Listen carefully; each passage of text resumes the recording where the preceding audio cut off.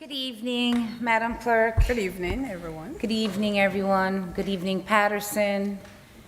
Ming, are you ready for us? Very good. At this time, I'd like to call the meeting to order. So I welcome you all to today's workshop, March 1st.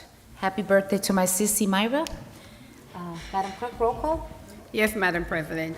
Roll call for Municipal Council Workshop of March 1st, 2022 at 6:30 p.m. Councilman Abdelaziz. Councilwoman Cotton. Present. Councilman Jackson. Here. I got you, thank you. Councilman Jackson, Councilman Khalid. Here. Councilman Mendez. Good evening, Paterson. Good evening, Madam Clerk. Present. Good evening. Councilman Mims. Here. Councilman Rivera, Councilman Velez. Madam President. Present. Thank you. Madam Clerk, at this time, can you please read the statement of compliance? Yes, Madam President. Statement of compliance with the Open Public Meetings Law 2021 to 2022. Meeting date March 1st, 2022. Time 6:30 p.m. Adequate notice of this meeting was compiled and disseminated in accordance with the Open Public Meetings Law in the following manner. 1. The annual notice of regular meetings and workshop sessions of the Municipal Council was compiled for the year 2021 to 2022 on or about July 1, 2021. 2. A schedule of the regular meetings and workshop sessions of the Municipal Council for the year 2021 to 2022 was duly transmitted on or about July 1, 2021 to the North Jersey Herald News, The Record, Arabic Voice, Italian Voice, Passaic County Pulse, Dominicana News, Cascader International, El Especial, the Paterson Press, City Post News, and Tap into Paterson, in addition to any other publication duly requesting such notices. 3. The schedule of the regular meetings and workshop sessions of the Municipal Council for the year 2021 to 2022 was prominently posted in the lobby of City Hall, first floor, in the place reserved for the announcements of this type. 4. The schedule of the regular meetings and workshop sessions of the Municipal Council for the year 2021 to 2022 was duly filed with the municipal clerk. 5. A copy of the schedule of regular meetings of the Municipal Council was mailed to any person who requested and paid the fee authorized by the Open Public Records Act. Madam President. Thank you very much, Madam Clerk. You're welcome. At this time, I'll have a motion for payment. Yes, Madam President. Payments of disbursement for today, March 1st. Total is $1.621,015.09. We have a payment to solid waste over $700,000. I recommend it get paid. So move. Second. Madam Clerk, roll call on payment of bills. You second, Council President? Yes, I did. Roll call for payment of bills in the amount of $1,621,015.09. Councilwoman Cotton? Yes. Councilman Jackson? No. Councilman Khalid? Yes. Councilman Mendez? No. Councilman Mims? Yes.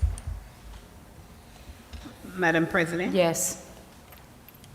The vote is 4 in favor, 2 against, 3 absent. Payment of bills in the amount of $1,621,015.09 is hereby adopted. Thank you very much. At this time, we'll proceed. Council members, we've gone through second reading ordinances. If anyone has any other questions in the discussion for the first reading, we'll go on with 5, 6, 7, 8, 9, 10, and 11 to move for second. Council President, just for a minute, please. Excuse me? Just for a minute. Okay. I know you say about second ordinance. Did they, These were the first reading in our last workshop. Now we're moving forward. I know, I just want to make sure we move forward one for the loading zone. Did they amend the Time. resolution? Yes, I want to make sure it's done. Okay. Very good, Councilman. Thank you. All right, It's so taken Madam care of. Clerk. It's taken care of. Thank you. Okay, Madam Clerk, we'll proceed now with first reading ordinances. Madam Clerk, if you can please discuss with the council item number 12, it is something that you did bring to my Okay. attention as well as the administration. Yes, Madam President. Item number 12, which is for first reading, is an ordinance authorizing municipal non-partisan early voting in the city of Paterson, authorized by NJSA, that's Title 19. Last year, November, was the first time we had early voting. So this year is our election for May, and this city of Paterson or any other municipality for municipal election is required we are allowed to have 3 early days for early voting, 3 days. So the ordinance is there. It's an ordinance to be for first and second reading, and it's required by statute for 3 days, which is a Friday, Saturday, and Sunday before the election. And so people can go out and vote based on What they other did. municipalities have passed this ordinance? Well, for the city of Paterson, I mean, for Passaic County, I am the only, or Paterson is the only town that is having a municipal election this year, In May? in May. All right. Council President. So, 1 second. Okay, so I'm trying to understand this. So within the county, Paterson is the only municipality that is having a May election This year. this year. Yeah, right? there are other municipalities that has municipal elections. If but this year- were to proceed, then this would also include November and primary and other No, elections? no, this is only for the municipal for this year. So then this would mean for any May, so then it would be for now, Right. 2022, and then for ward elections as well? That would be 2021. 2024 would be a 2024. election. Yes. So when we get to that election, I see if there's any changes, I'm not sure. But for primary election in June and November, the Board of Elections, they handle that. All right. Ordinance. So, 1 second, I'm So not once done yet. once the council adopts this, I'll have to give the Board of Election a copy of this ordinance to say that the council members approved it. Okay. We so- cannot hold the election without an approval. Okay, so council members, Council President. Councilman, I want to finish my statement. So I want you to all understand and clarify that it's clarified this came from the clerk, and this is here now. You can ask all your questions now, and you Thank you. can decide if this is something that you want to move forward Council for President. the May. Just Council before President. the open discussion, I just want to ask, you're saying the clerk is pushing this item? You used the word pushing. No, you said The it came clerk from has the clerk. presented, you used the word pushing. So who is The it coming clerk has from, Madam presented Clerk? this item to us. No, but who is it coming from, Madam Clerk? It's coming, okay, it's coming from me. Sometimes last year in October, we went to the Brownstown, all the municipal clerks for the Passaic County and Director Giles from the Board of Election, and he was present. And he guided all the clerk about this early voting for all the elections. So I said to him, Paterson is having a municipal election next year. And he said, yes. Paterson, by state statute, by Title 19, which is here in the ordinance, we're allowed 3 days. The other elections, they allow them 6. Is it 6 days or 8 days? I think 7 days or 11. No, I think it was more. Council President. All right, so. It was more, it's more than this, more than 3 days, but he distinctly told me that the minister, but based on the statute, it's up to the council if they want to vote this and approve it, it's up to the council. Correct. Okay. So when I And that's what I spoke- wanted to put on the floor. That's why it's here. When Madam Clerk asked me if she can put this on for first reading, I said, well, I can't make this decision. This is something that I consider major. So Right. I said the council has to decide, and obviously the conversation is had here, and this is why I said that the clerk would be having and introducing this and making a discussion. So with that Right. said, the discussion will follow with Councilman Velez, If you and give then me with another Mendez. second, Council President. What I did, I went to the Board of Election because as you know, all the elections, it entails the clerk, the Board of Election, the superintendent of election, and the county clerk. So I spoke with the Board of Election and asked them if Paterson if we are interested in the early voting, and this was the answer I got. So what I did, I went to legal. I have Ben and Mr. Bushi to research the statute and draft an ordinance, and I mentioned that I would put it on the agenda if the council agrees, if they want to have this early voting. Okay. It's only for 3 days. Velez? Councilman Velez? Thank you, Council And Councilman President. Mendez. I hope my statement is not, I'm sorry, Councilman Velez, just for a second. Madam Clerk, are we online? Because I'm getting messages that our meeting can't be seen. Ryan is here and Mr. Okay, Mayor. very good. Proceed. thank you, Council President.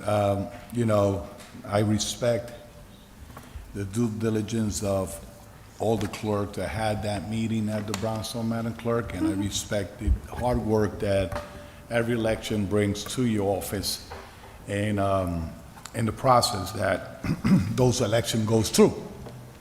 We have to keep in mind that this early voting or vote by mail started because we fall in a pandemic situation.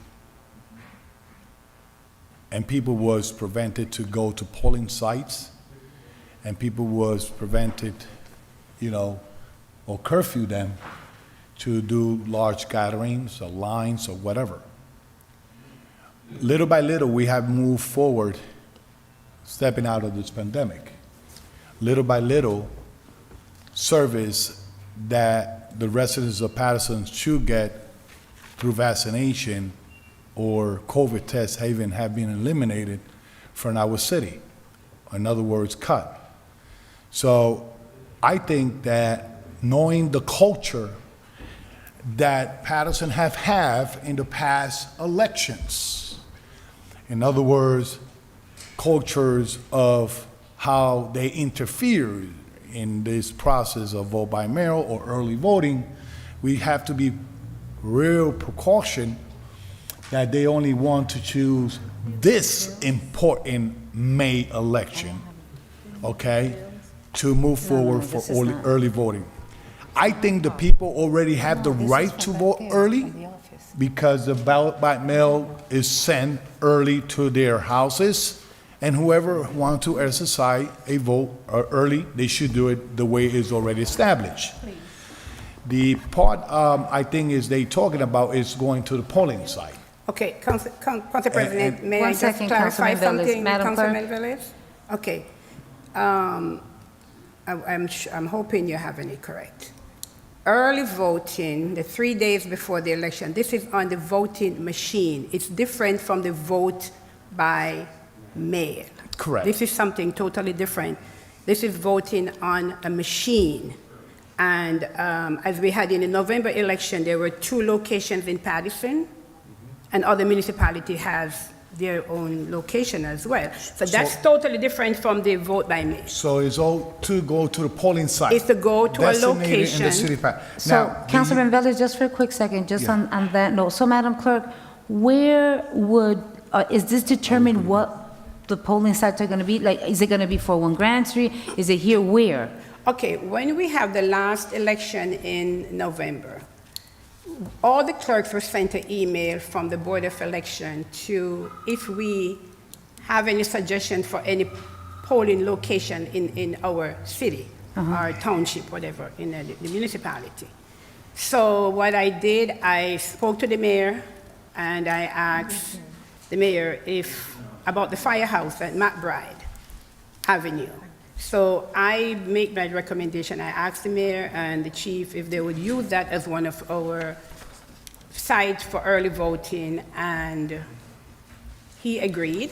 So I sent an email to the Board of Election, and the Board of Election chose another location at the one in Durham Avenue. Where? It's on Durham Avenue. What's the name of that? Dell Avenue right here by Dell School. The Mass. ICPC Mass? Right, the Mass, right. So there were 2, right. So there were 2 locations in Paterson for early voting. The other municipalities, they had their other Okay, locations. so, but right now, Madam Clerk, I just want to know about Paterson. I want to know So where, Paterson, there are two. who makes the determination on where that is, because again, when you told me about this, I didn't have none of the information, and this conversation is for the entire Okay. council to have. All right, so Right. Councilman, So let me wrap Velez, up. can you please, Yes. so then So, Councilman so if you look at the clarification that Madam Clerk did, and I more going to bring more highlight on it, if we stay with the same voting location, all right, of course the mayor's going to agree. Okay? Let's be honest. Now, if I look at the 1, 2, 3, 4, 5, 6, Madam Clerk, I respect that you had that meeting with your clerk in the brownstone, great place. But Sorry, Councilman, no, I didn't call the meeting.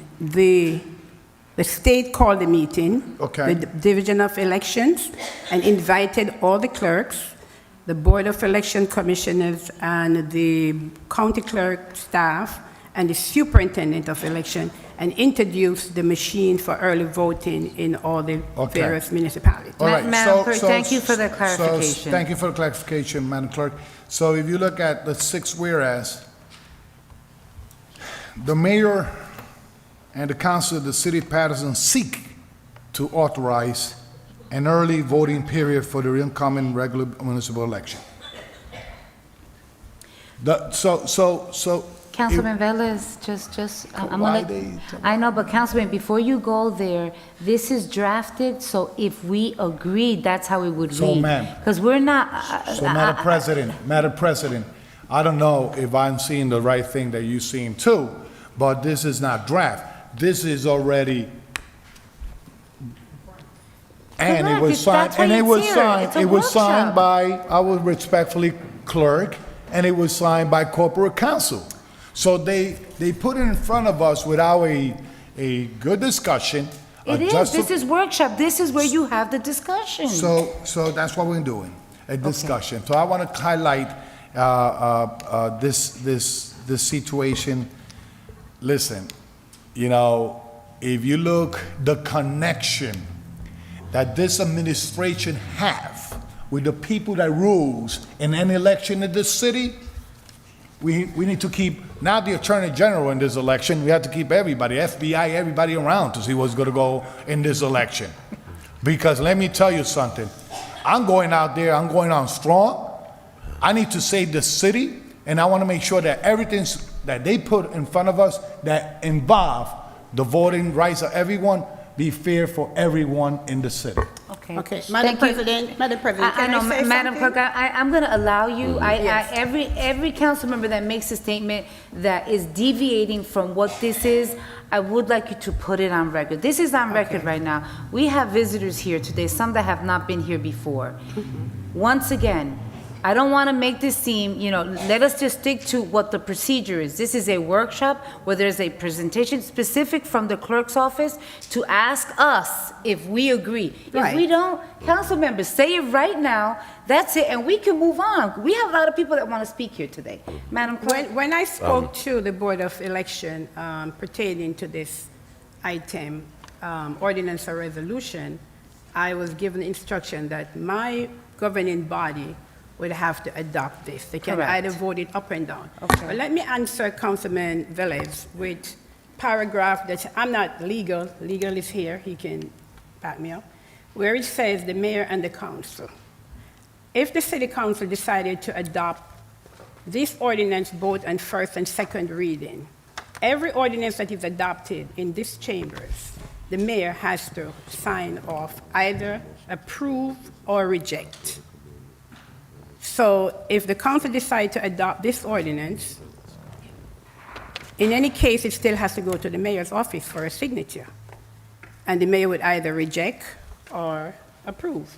But Madam Clerk, we could do that That's here. the It doesn't reason even have to why go both downstairs. It's listed like that. But Yeah. legal is here, can give more legal opinion. But the reason for this ordinance, as the clerk for the city, the municipality, and there's early voting for elections, we went to a training, and that was when, because we know we're having a municipal election, I brought it to the council's attention. It's up to the council, vote it up If they don't approve it, it's up to the Actually, not even that, Madam Clerk, it's in workshop. This is where we determine if it goes for a first reading. So right now it's here, we can say we don't want it. Madam President? Okay, Councilman Mendez.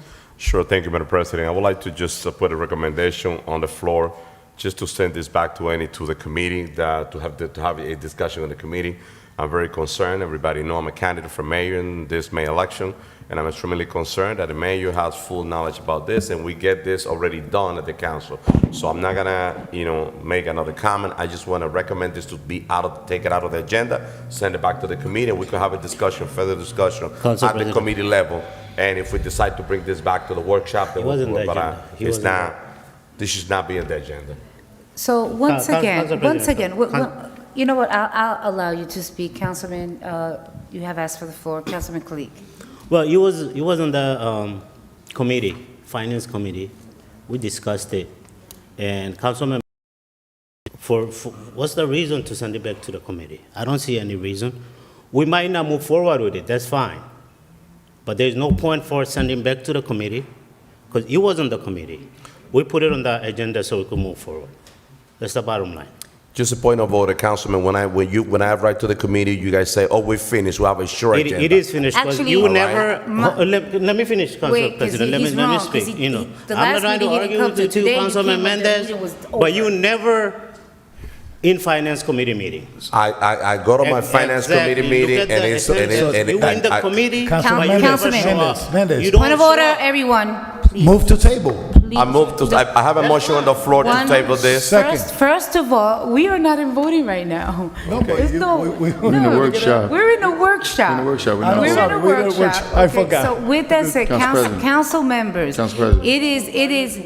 it is, one second, once again, for the audience, we have committee meetings, and we have certain members that show up or don't show up, and if they do, sometimes they're late. The city has to move forward, business has to move forward. We have to move items into a workshop if need be, if we decide from the committee that it doesn't. All right, this item, Madam Clerk, and I apologize because some of what is being said is not correct, it's not true, all right? This is not something, this is no, what it seems like, that there's some conspiracy theory, which is what always I say, Lord, my God, open some of these people's minds, for thinking this stuff. But clearly here, we can decide here. We can say, if the majority does not agree for it to move forward, then it doesn't move forward. That's it. So we got three that There's no need for don't the agree. discussion. So with that said, Councilman Jackson? So, thank you, Council President. First, I want to be extremely clear on what my perspectives are. So I don't necessarily agree with the notion that there's not a conspiracy or that there's just a conspiracy theory. We all know that the mayor has been one of the most wicked and revengeful mayors that we've ever seen. We've seen investigations take place for $1.50 worth of gasoline, but yet someone's car parked in the city property being worked on, clearly photographed by city employees, yet there's no referral to the Attorney General's office. There is merit in someone's concern when they say that we need to have investigative officers here when this election takes place. But one of the things that I will not allow for this mayor to do, or anyone who works for the mayor, and that's to bring a letter or a note of doubt on the integrity of the clerk. I think the clerk has stood here firm. She's shown her ability to be impartial. She's been professional her entire tenure. I've never witnessed. I've seen her take abuse unnecessarily, and I've seen her push back when she needs to push back. So when the clerk tells me that this is an initiative that she has launched because she was taking recommendation from members of the state, I take it for what it is. I don't see this clerk working collaboratively with this mayor, or any mayor for that matter, or one of the council members. I know I come in office and the clerk makes sure that she notates what is within our capacity or under our purview. I think we have to be mindful when we target certain people. I always like to make sure we do this. I want to beat the person up who actually threw the rock. I don't want to go in the crowd and beat everybody up, and the person who threw the rock is sitting somewhere watching and laughing. You know, if you're going to target the mayor for his wrongdoings, then I have no problem with doing that. But I want to make sure that, you know, we don't misplace fault and or criminalize someone who's really just trying to do a phenomenal job. We all sit here and say how wonderful a job she does after the meetings. Let's make sure we show her that in a way we respect her while deliberating on the things that she's presenting for us. If we don't find this, listen, I'm gonna just say this last thing, Council President. I don't care if you open the polls tomorrow. People know who they're gonna vote for. And people know who has lost a great deal of support. And, you know, in fact, I think the early voting is gonna benefit quite a few of us. So, you know, with that being said, Council President, just put it on the agenda and move for a vote. Council President, if I may. Thank you, Madam Councilman Clerk. Jackson. During that meeting for early voting, which early voting was introduced in New Jersey, and it started last year. It's for all the elections. So since all the clerks were there and I was there, my question to the director of the election was, I have a municipal election next year, which was last year when I spoke to him. Are we allowed to have early voting for the municipal election? His answer was yes. I said, how many days? He said, you're only allowed 3 days. The other elections are more days. This is coming from the New Jersey statute, Title 19. So because we're having an election, it's a mayor and a council at large election. I spoke with the mayor, would you be interested in having early voting? I went to council president as a president of the municipal council. What does she think? Would it be okay if I put an ordinance on the agenda for the entire council to look at it? Actually, what I did, I don't know who remembers or recall, I did a memorandum, I emailed it to all the council members at least 2 weeks ago. Yes. I sent it in their home packages, Yes. telling them that I will be adding a ordinance for early voting on the agenda. I don't remember if I mentioned council president name in there, but council president told me it was okay to add it to the agenda, and the entire body will handle it if they want to move on with it or take it off. It's up to the council. Madam Clerk, I really thank you for the clarification once again, because that is exactly what happened. I cannot take it upon myself to say, yeah, or no. So again, this council will have the decision. And here today, I really don't want to continue with this item. I want us to just, I know Councilman Abdelaziz, you asked for the floor, but I just want everyone to determine, do you want to move forward or no? And we will remove it and we'll take it out. I'd like to take the public Council portion President, early. I have another question. 1 second, I'd like to take the public portion early because we must finish this meeting before 9 because we have an executive session at 9. Correct. So with that said, Councilman Abdelaziz. Thank you, Council President. So, Council President, I recommend put it on. Let the council members vote yes or no. But if half of them don't want it, why put it on? That's why we're talking. You late to the game. Council President, you just said we're going to move with this or you're going to pull it. I'm saying. Correct, but I said if the majority doesn't want it, then what's the point of putting it on? For the show next week? No. So I want it. That's where I'm going, Council President. Put it on the floor and let us vote. This is a New Jersey state law. If they're not voting in May, they have 4 days, like it or not, they're going to early vote in the primary in June. And then they got 9 days in November. So to the members of the public, you may not be able to vote early if this council doesn't allow it in May. It's happening in June and it's happening in November, regardless if this council wants it or not. That's a state law. We should be able to vote on something and see and let the residents know who's going to allow more access to the polls. Yeah. more access to the polls. This is what people have fought for. This is what's happening in elections. Early voting is what's happening across the state, and our residents should have the opportunity to participate in access to the polls early, just like any other election that they're going to see. So, Council President, that's why my recommendation is, even if it's going to fail, the public should know who doesn't on this council want more accessibility to the polls. I think this whole council, more people, more access, instead of 14 hours. If I were running for office, I want more days for elections so people can vote. So you So, be running- Council President. And you run it by yourself, right? Council President, my recommendation is, I'm not going to persuade people to vote no, but the residents in this city need to know who is going to vote against giving more accessibility to the polls. And I respect you want to do it. Right. All I'm going to say, as the clerk said, it is state statute.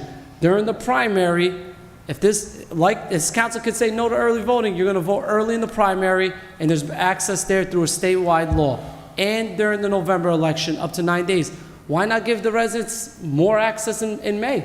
That's good. Okay, Council Councilman Velez Mendez Cotton. So I have two questions, and one question, one statement. Ladies and gentlemen, the state have not denied you to vote early. If you want to vote early, there's a process to request a vote by mail, and they send it to your home. They send it to your home 30 days before the election. That right is there. What we're talking about is going to the polls early.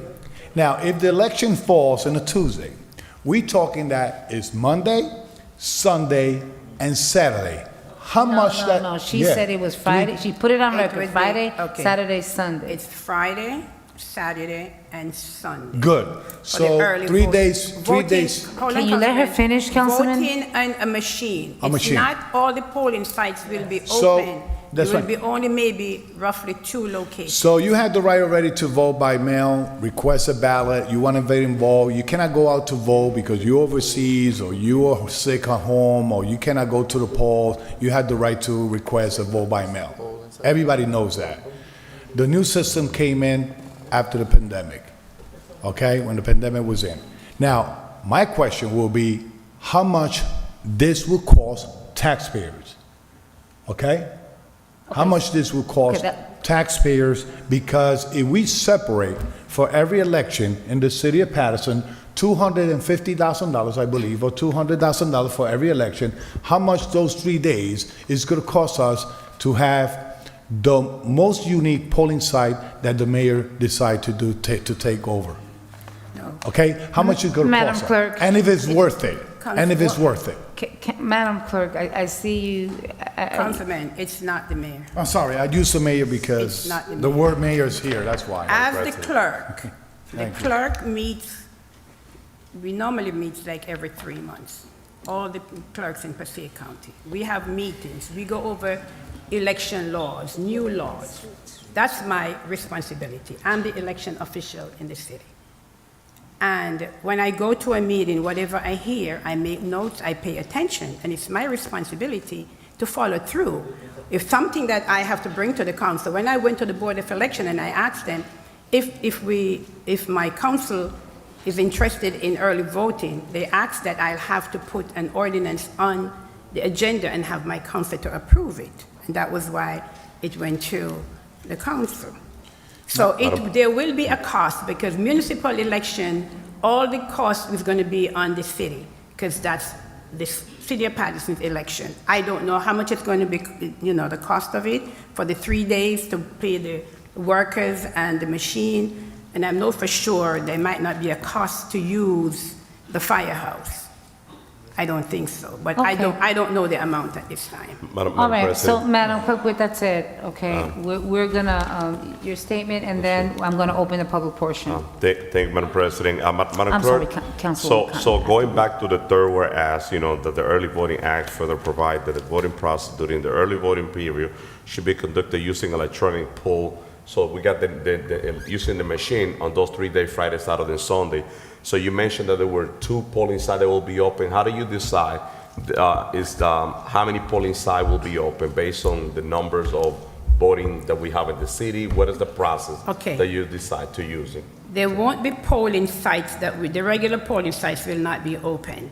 Based on the last election in November, Okay. and we had 2 locations. The McBride Firehouse was one of the locations for early voting, and the other voting site at, I think it's Durham Avenue, I don't remember the name. Apparently that one was chosen by the Board of Election. There were only 2 locations, and it was given out to the mosque. public so that they can know the mosque, that the public know that there were 2 polling sites that was open for early voting, those who would like to go and vote on the machine before the election day. So based on that, I'm assuming maybe we'll still use those 2 sites. So the Board of Election will decide which polling site will be open. If they choose one, and because they had asked me about the other one for the firehouse, I said I will ask the mayor and the fire chief if they will allow us to use that location, because I have to make that recommendation and give it to the Board of Elections. So the reason why, Madam BA, I say that we need more discussion about this is because if you mention the firehouse for me, that's my Pride Avenue is way far away on the other side of the town, and I will be more inclined to see a polling site open in other areas. So the question that I have, are we going to be able to have this dialogue, this conversation here? I have nothing against making sure that more people get into the polling site. I've been elected in May, I've been elected in November, and I have no problem. The more people, the better for me, and that's my experience. But I just want to make sure that we're going to be able to have a healthy and more effective discussion and not be subject to only 2 polling sites wherever they decide to. So I think that is the reason why I say, we should have more discussion about this. That's my last comment about this item. Thank you very much, Thank you, Councilman Mendez. Councilwoman Cotton, then Councilman Abdulaziz, and that will be the Yeah, end he's. of this I mean, conversation. we need to learn. We need to speak one time, and then whatever you're gonna say, you say that one time. You can't go speaking 3 and 4 times. You don't need to do all of that.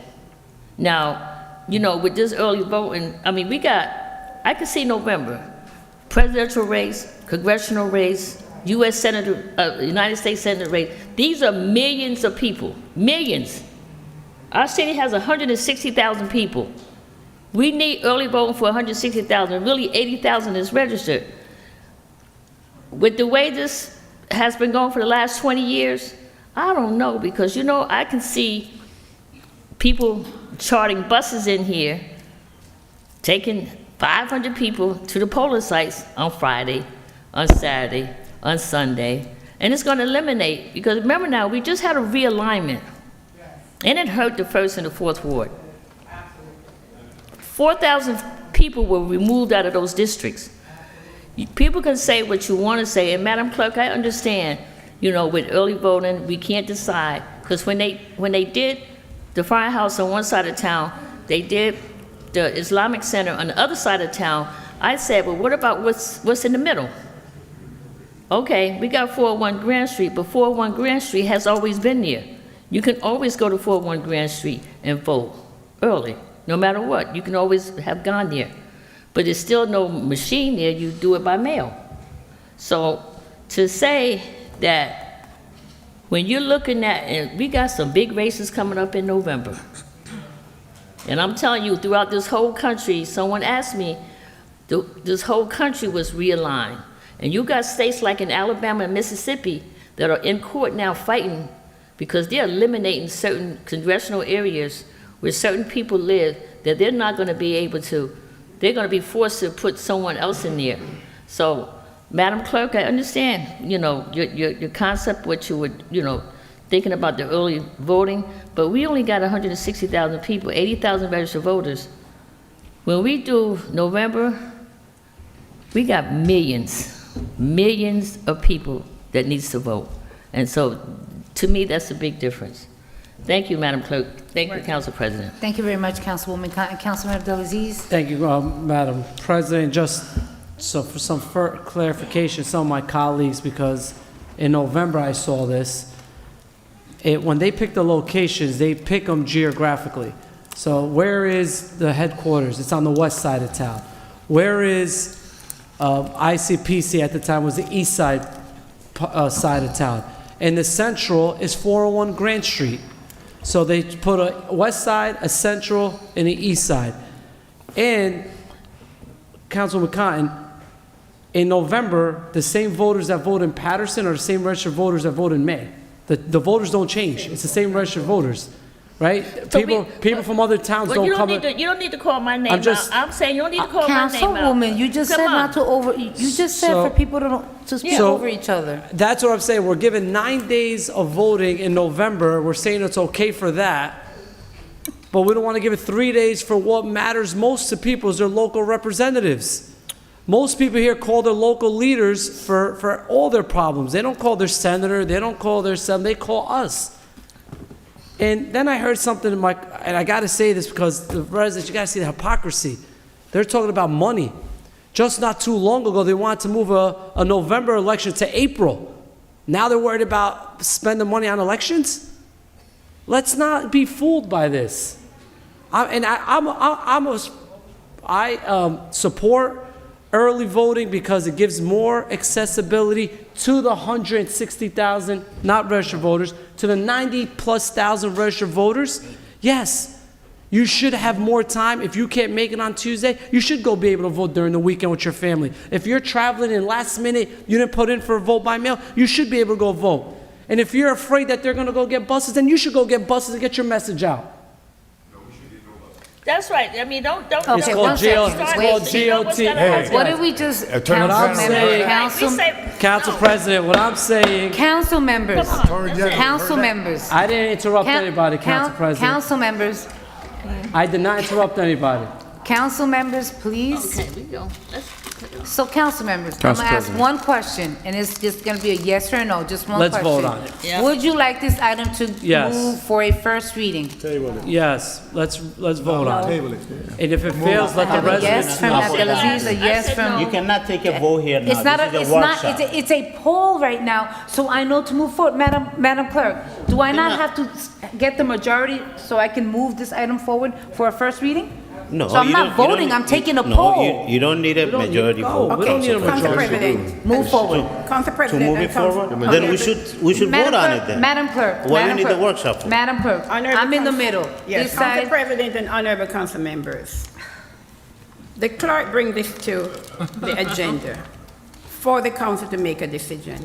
They either can vote it up, vote it down. Okay. This is a workshop. So if the council decide to leave it on or leave this on for next week to take a vote, or if they prefer to remove it, it's up to the entire body. Remove it. I don't have the power or the authority. My power very and well. authority is to bring Okay. it to my 9 council members to make a decision if they want it, yes or no. okay, It's so not- Madam Clerk? Yes. Madam Clerk, with that said, move it to first reading. Okay. Madam Clerk, at this time? Council President, At this time, you set a precedent here before that Wait, if wait, one wait. councilman is not But wait a minute, agreeing, but wait a minute. you send it back to whatever you want. Councilman Velez, I just heard Madam Clerk said two things. You either vote it up or down. It moves forward or remove it. No, she also have- she also stated that if you Exactly, decide and not guess to what? move And I'm forward. gonna make the decision right now, based on the fact that I actually see it almost a 50-50, okay? To move forward, we can vote it down. We'll vote it down next day. If you don't feel comfortable with it, you vote it down, all right? I wanna open the public portion. Did you wanna just complete? Yeah, That's what I wanna do, I wanna open. no, I know, I had another comment. Councilman Jackson. I appreciate it, Council President, only because I know the commentary was going on for quite a while. I just want to be clear to the members of the public, because there is a big reason to be concerned about this. I mean, I'm actually in favor because I don't think that, sometimes it doesn't matter how much money you have, you're just not going to win an election. You know, it's obvious when you see certain people pulling for it in certain directions because they think they can pay for more buses. This is the time where they can spend more money, they can give more people $20 and they'll get more people to the polls. That is truly a factor here. But, when you see currently, right, when you have a cheerleading squad trying to get to Florida, and the mayor initially writes a check for $250 when they need $30,000. Then you have a gentleman from outside writes a check for $5,000. Now the mayor comes back and finds $12,000. See, because he has so much money that developers are throwing at all these developers that are really running our city rampant, throwing money at him, that he has a lot of money to play with. So I understand multiple council members who are running for his seat, and they have concerns. I mean, it's a legitimate concern. But that's part of the reason why we need to make sure we do our part when it comes to the investigative arm, committee of the whole, to find out some of the underhanded things that are going on. But I mean, honestly, I think people deserve, especially minorities, people of color. They often have challenges, and that one day, specific day, they've worked that day. You get people there on a Saturday or Sunday, you have an opportunity to get more votes out. Nobody wants them back in there anyway, so it's going to be somebody here in this dais. But at any rate, Madam Clerk? proceed. Thank you very much, Councilman Jackson. Madam Clerk, how many speakers? 8 speakers for the public portion. Go to the Okay, speakers. so, Madam Clerk, if you can call the first speaker, and just for everyone that's speaking today, So this go first reading. it's going to move for first reading. Oh, we leave it on? Okay. Madam Clerk, if you can call the first speaker and Yes, to the yes. audience. Yes, If you Madam can Clerk. please explain the procedure for the public portion. Sure. The public portion is now open, and we have 8 speakers. When I call on the first speaker, you state your name and address, and each speaker is allowed 3 minutes. And I have a new timer, and I know it's very loud, so everybody can hear it. I got this from Amazon. So I did. I bought it because the other one, nobody hears it. So this one, I got it from Amazon. Okay. And I bought it from my own pocket. It didn't come from city money. I paid for it. So hopefully, I'm serious. When the 3 minutes goes off, everybody adhere to this nice blue clock, light blue. Madam President, the first speaker is Mr. Teague. Mr. Teague, state your name and address for the record. Thank you.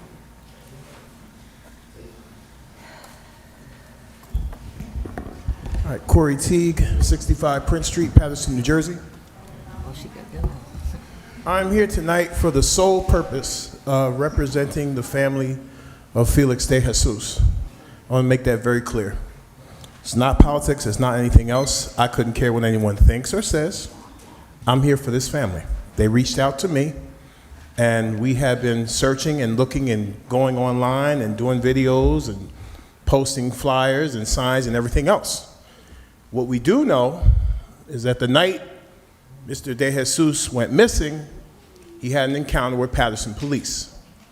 He was left on Front Street over by the falls on a night that was so cold that pretty much it was declared a night that nobody should be out there. It was a cold blue. We do not know where he is right now. We're working with Haledon right now, Prospect Park, surrounding areas.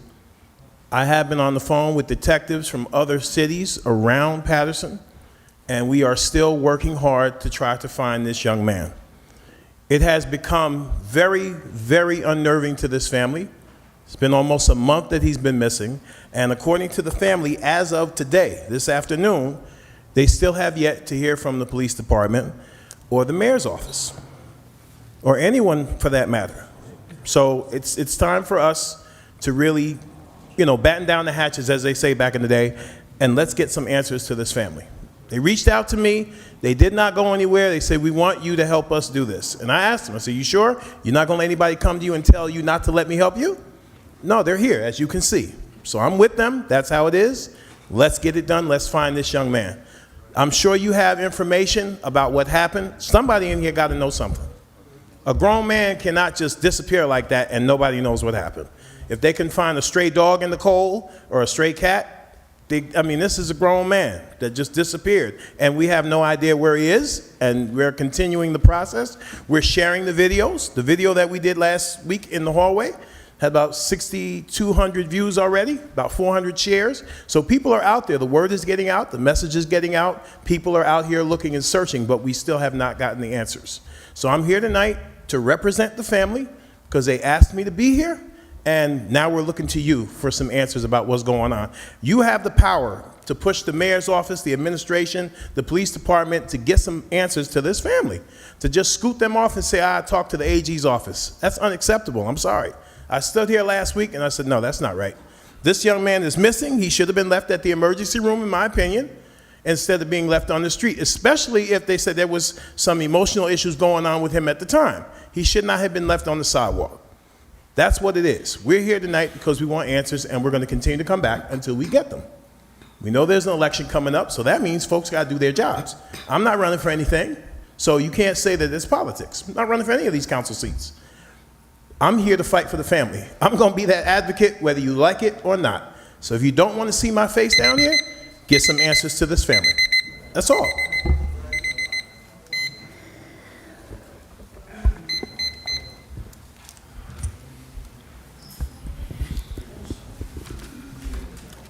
Next speaker, Madam Clerk. Yes, Madam President. Speaker is Mr. Rucker. Ernest Rucker, Paterson. Let me start by saying this. This is not personal. This is business. Business. A committee of a whole is used as investigative arm. It is your duties. Forget about what the mayor's done for you, hasn't done for you. You have to give an accountability to the public. And that's not happening now. There's not just one committee of a whole that needs to be brought about. It's not just the fire department. It's also the February 9th secret, quiet, private meeting of black folks for a Black History celebration. And city employees worked the event. A member of his staff was taking signatures in the event. That is a political event. We also have $700,000 missing. No one can seem to find out where it is from code enforcement. And this was brought up in 2019. The administration was aware of it. It is time that I've talked to a lot of people today on the phone. Your job is not to protect a mayor. Your job is to protect us. That's your job. You represent us. You do not represent the administration. And some of you don't seem to understand that. You represent us. And I'm going to be very frank with you, because I know you like it when I'm frank and honest. Okay? If you try any tricks tonight on this committee of a whole, I will hold you personally accountable. Let me repeat that. If any kind of trickery happens tonight to stop the public from getting the information it needs to be able to make a legitimate decision on who we want to vote for, I'm going to hold you very much to the ground on this. This is not about liking a mayor or supporting another candidate. This is about the public receiving what it deserves. Every time I came here, I heard about accountability. I want accountability from the administration. I want transparency. Well, damn it, where's the transparency coming from you guys? We're not asking you to make a decision. We're asking you to investigate. And anyone, I don't care which one of it is now, that tries to cover this up will pay in May.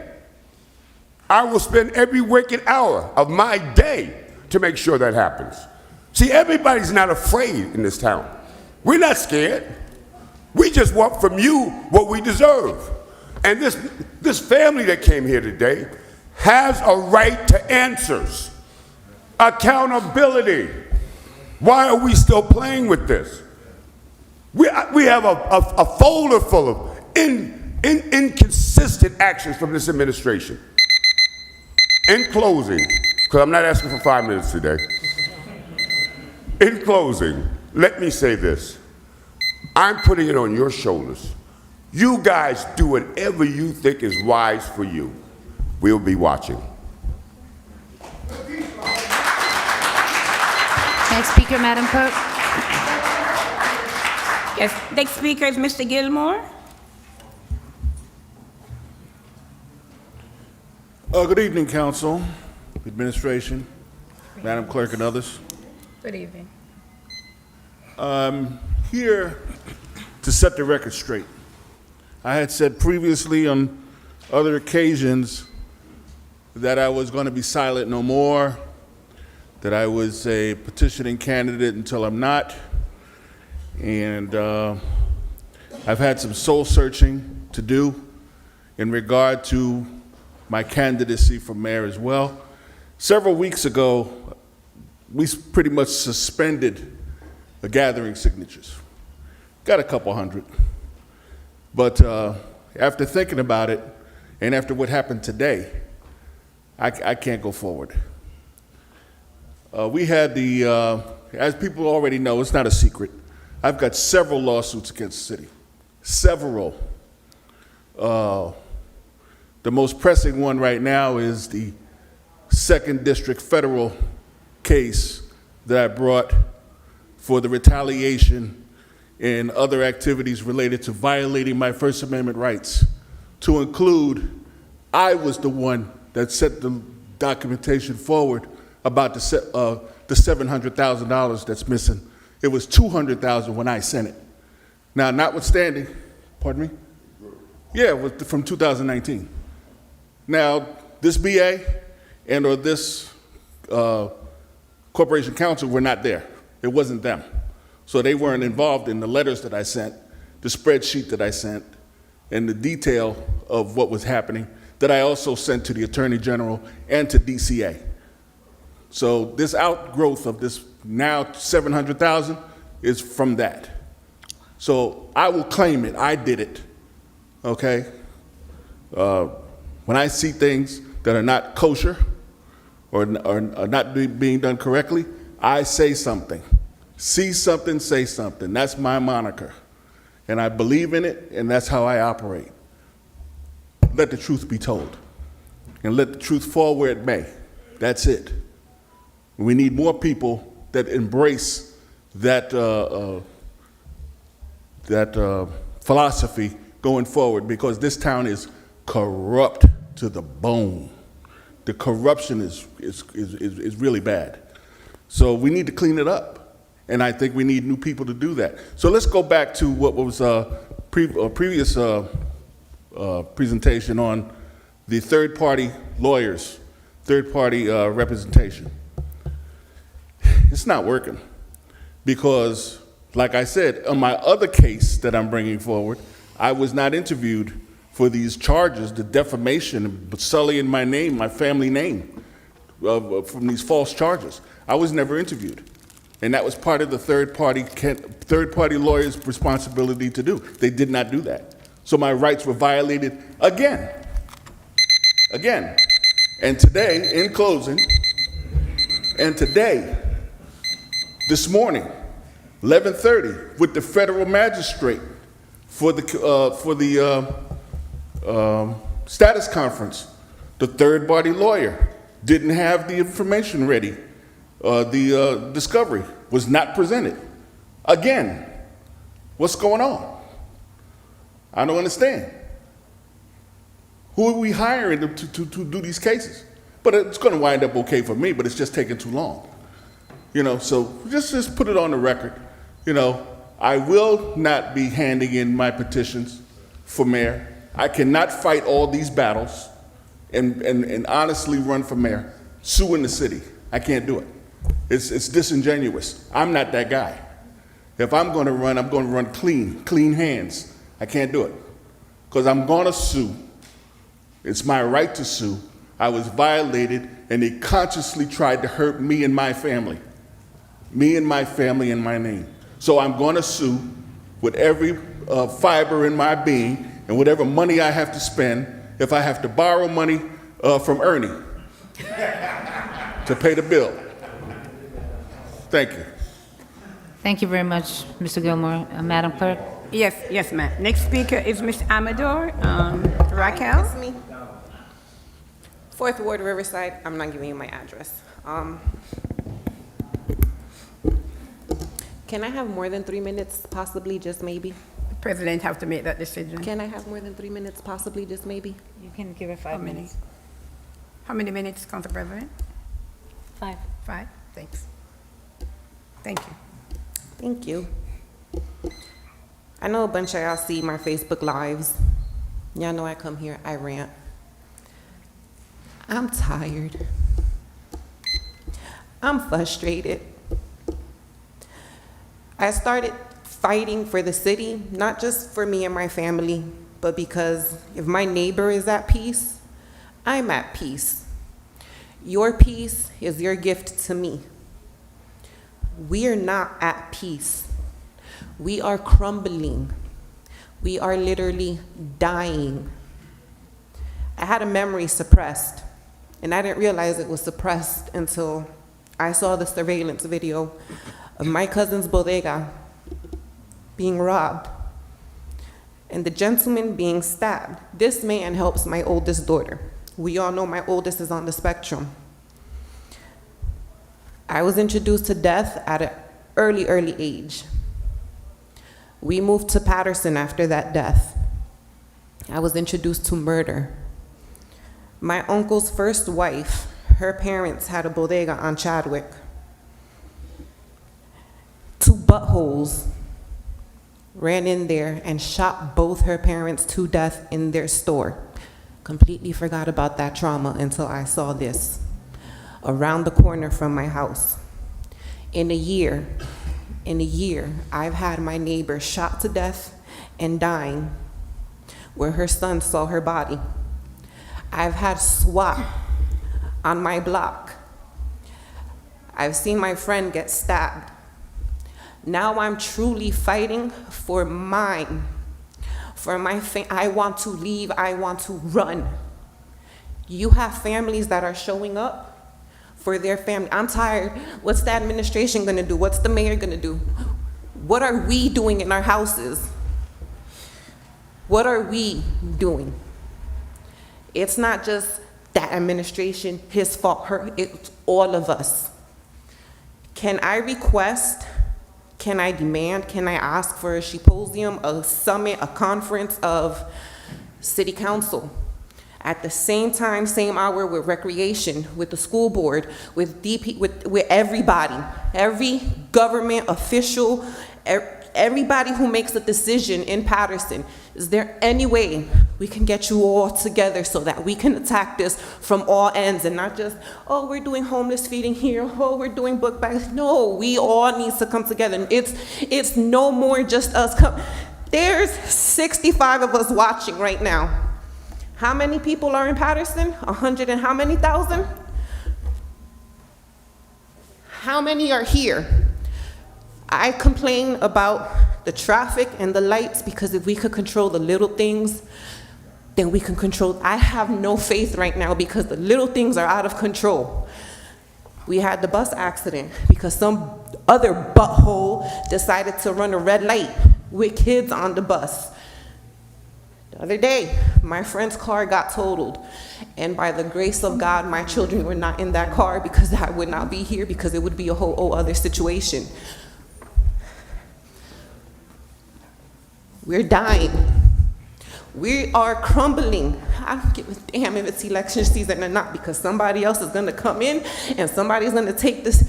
Can we get all of the governing bodies of Paterson together to see how we can do this? I haven't called about the property on Highland Street because I'm still waiting to see how long it's gonna take. Kids are already playing outside. Why? Why does it take so long? Butler Street still isn't a one-way. It was approved. Why does everything take so freaking long? We're dying. We're crumbling. Like, I had Baral come and get me in total because I haven't had a full-blown anxiety attack the way I had one on Friday, and it's not fair. I'm tired. I know y'all are tired. You guys signed up for it. It's your job. I could never do it. I'm not blaming you. I'm blaming all of us. All of us are the problem. We're not working together. An accident earlier today because another butthole decided to go around a car that was going too slow. Nobody's driving. There's no respect. There's nothing here. Why? What can we do? I always ask for opinions, I ask for solutions because let's work together. I live here, I pay my taxes, so it's my duty, it's my debt to try to work with you to better it. If my neighbor isn't at peace, I'm not at peace, and I want to be at peace. My kids don't have the luxury to play outside until the street light comes on because I might have to call Cotton or Mims to get my street light turned on. My kids can't play in the street because we don't have the luxury to yell car and move because they're flying down the street. There's absolutely no reason you should be doing 70 miles per hour in a residential area. And then I can't do something to flick you, because if I do like this and your butthole-ish self doesn't have control of your vehicle, you're gonna take all the parked cars, you're gonna hit a pedestrian. We're dying. I need y'all to come together. We have enough schools to bring everybody together to see what's going on. I'm done with the blame game. Opinions, thoughts, ideas, bring them forward, but I can't do this anymore. I can't. And it's not fair. Life isn't fair, but these controllable things, no. Get it together.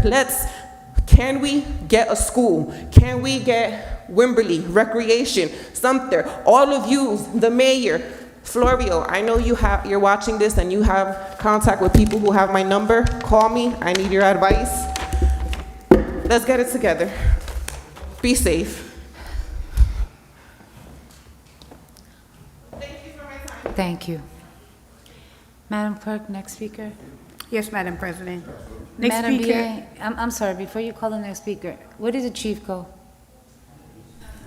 With the family? Lieutenant's here. Okay. No. The lieutenant's here. You took notes, right? Okay. Madam Clerk, next speaker, please. Yes, ma'am. Next speaker is Ms. Galishaw. I'm going to be very brief. Just 2 issues, 3 issues I'd like to talk about. The first one, I want to speak about the disrespect that our community has to endure when we see that our council is arguing and disjointed. So I'm going to prayerfully ask you to work together to try to resolve some of these issues in Paterson. We have so many different advocates that are working against the city instead of for the city. We all agree that the mayor's position needs to be changed. We need new, clear leadership. And I am so glad that so many people see the need to step up and do something about it. We have to change that position.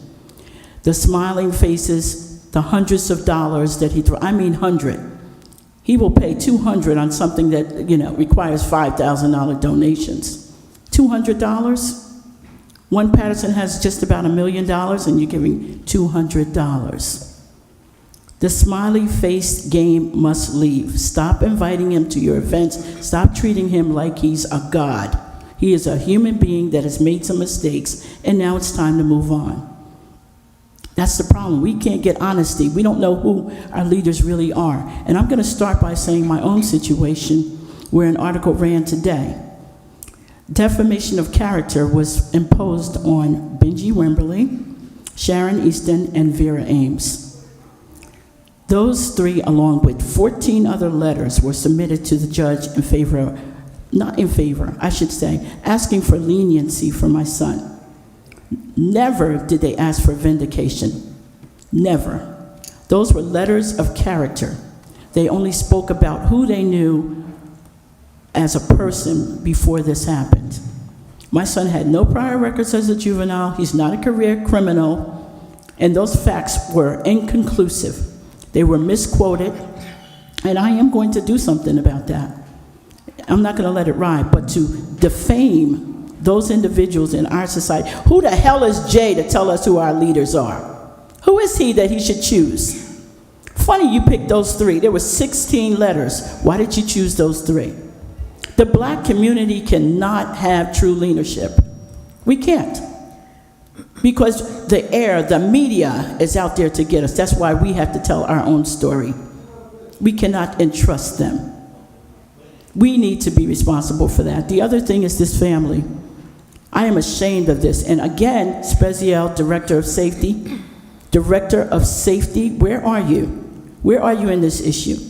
There's a lot of positions that need to be changed. And Paterson, stop looking at the smiling faces. Forget this is your friend.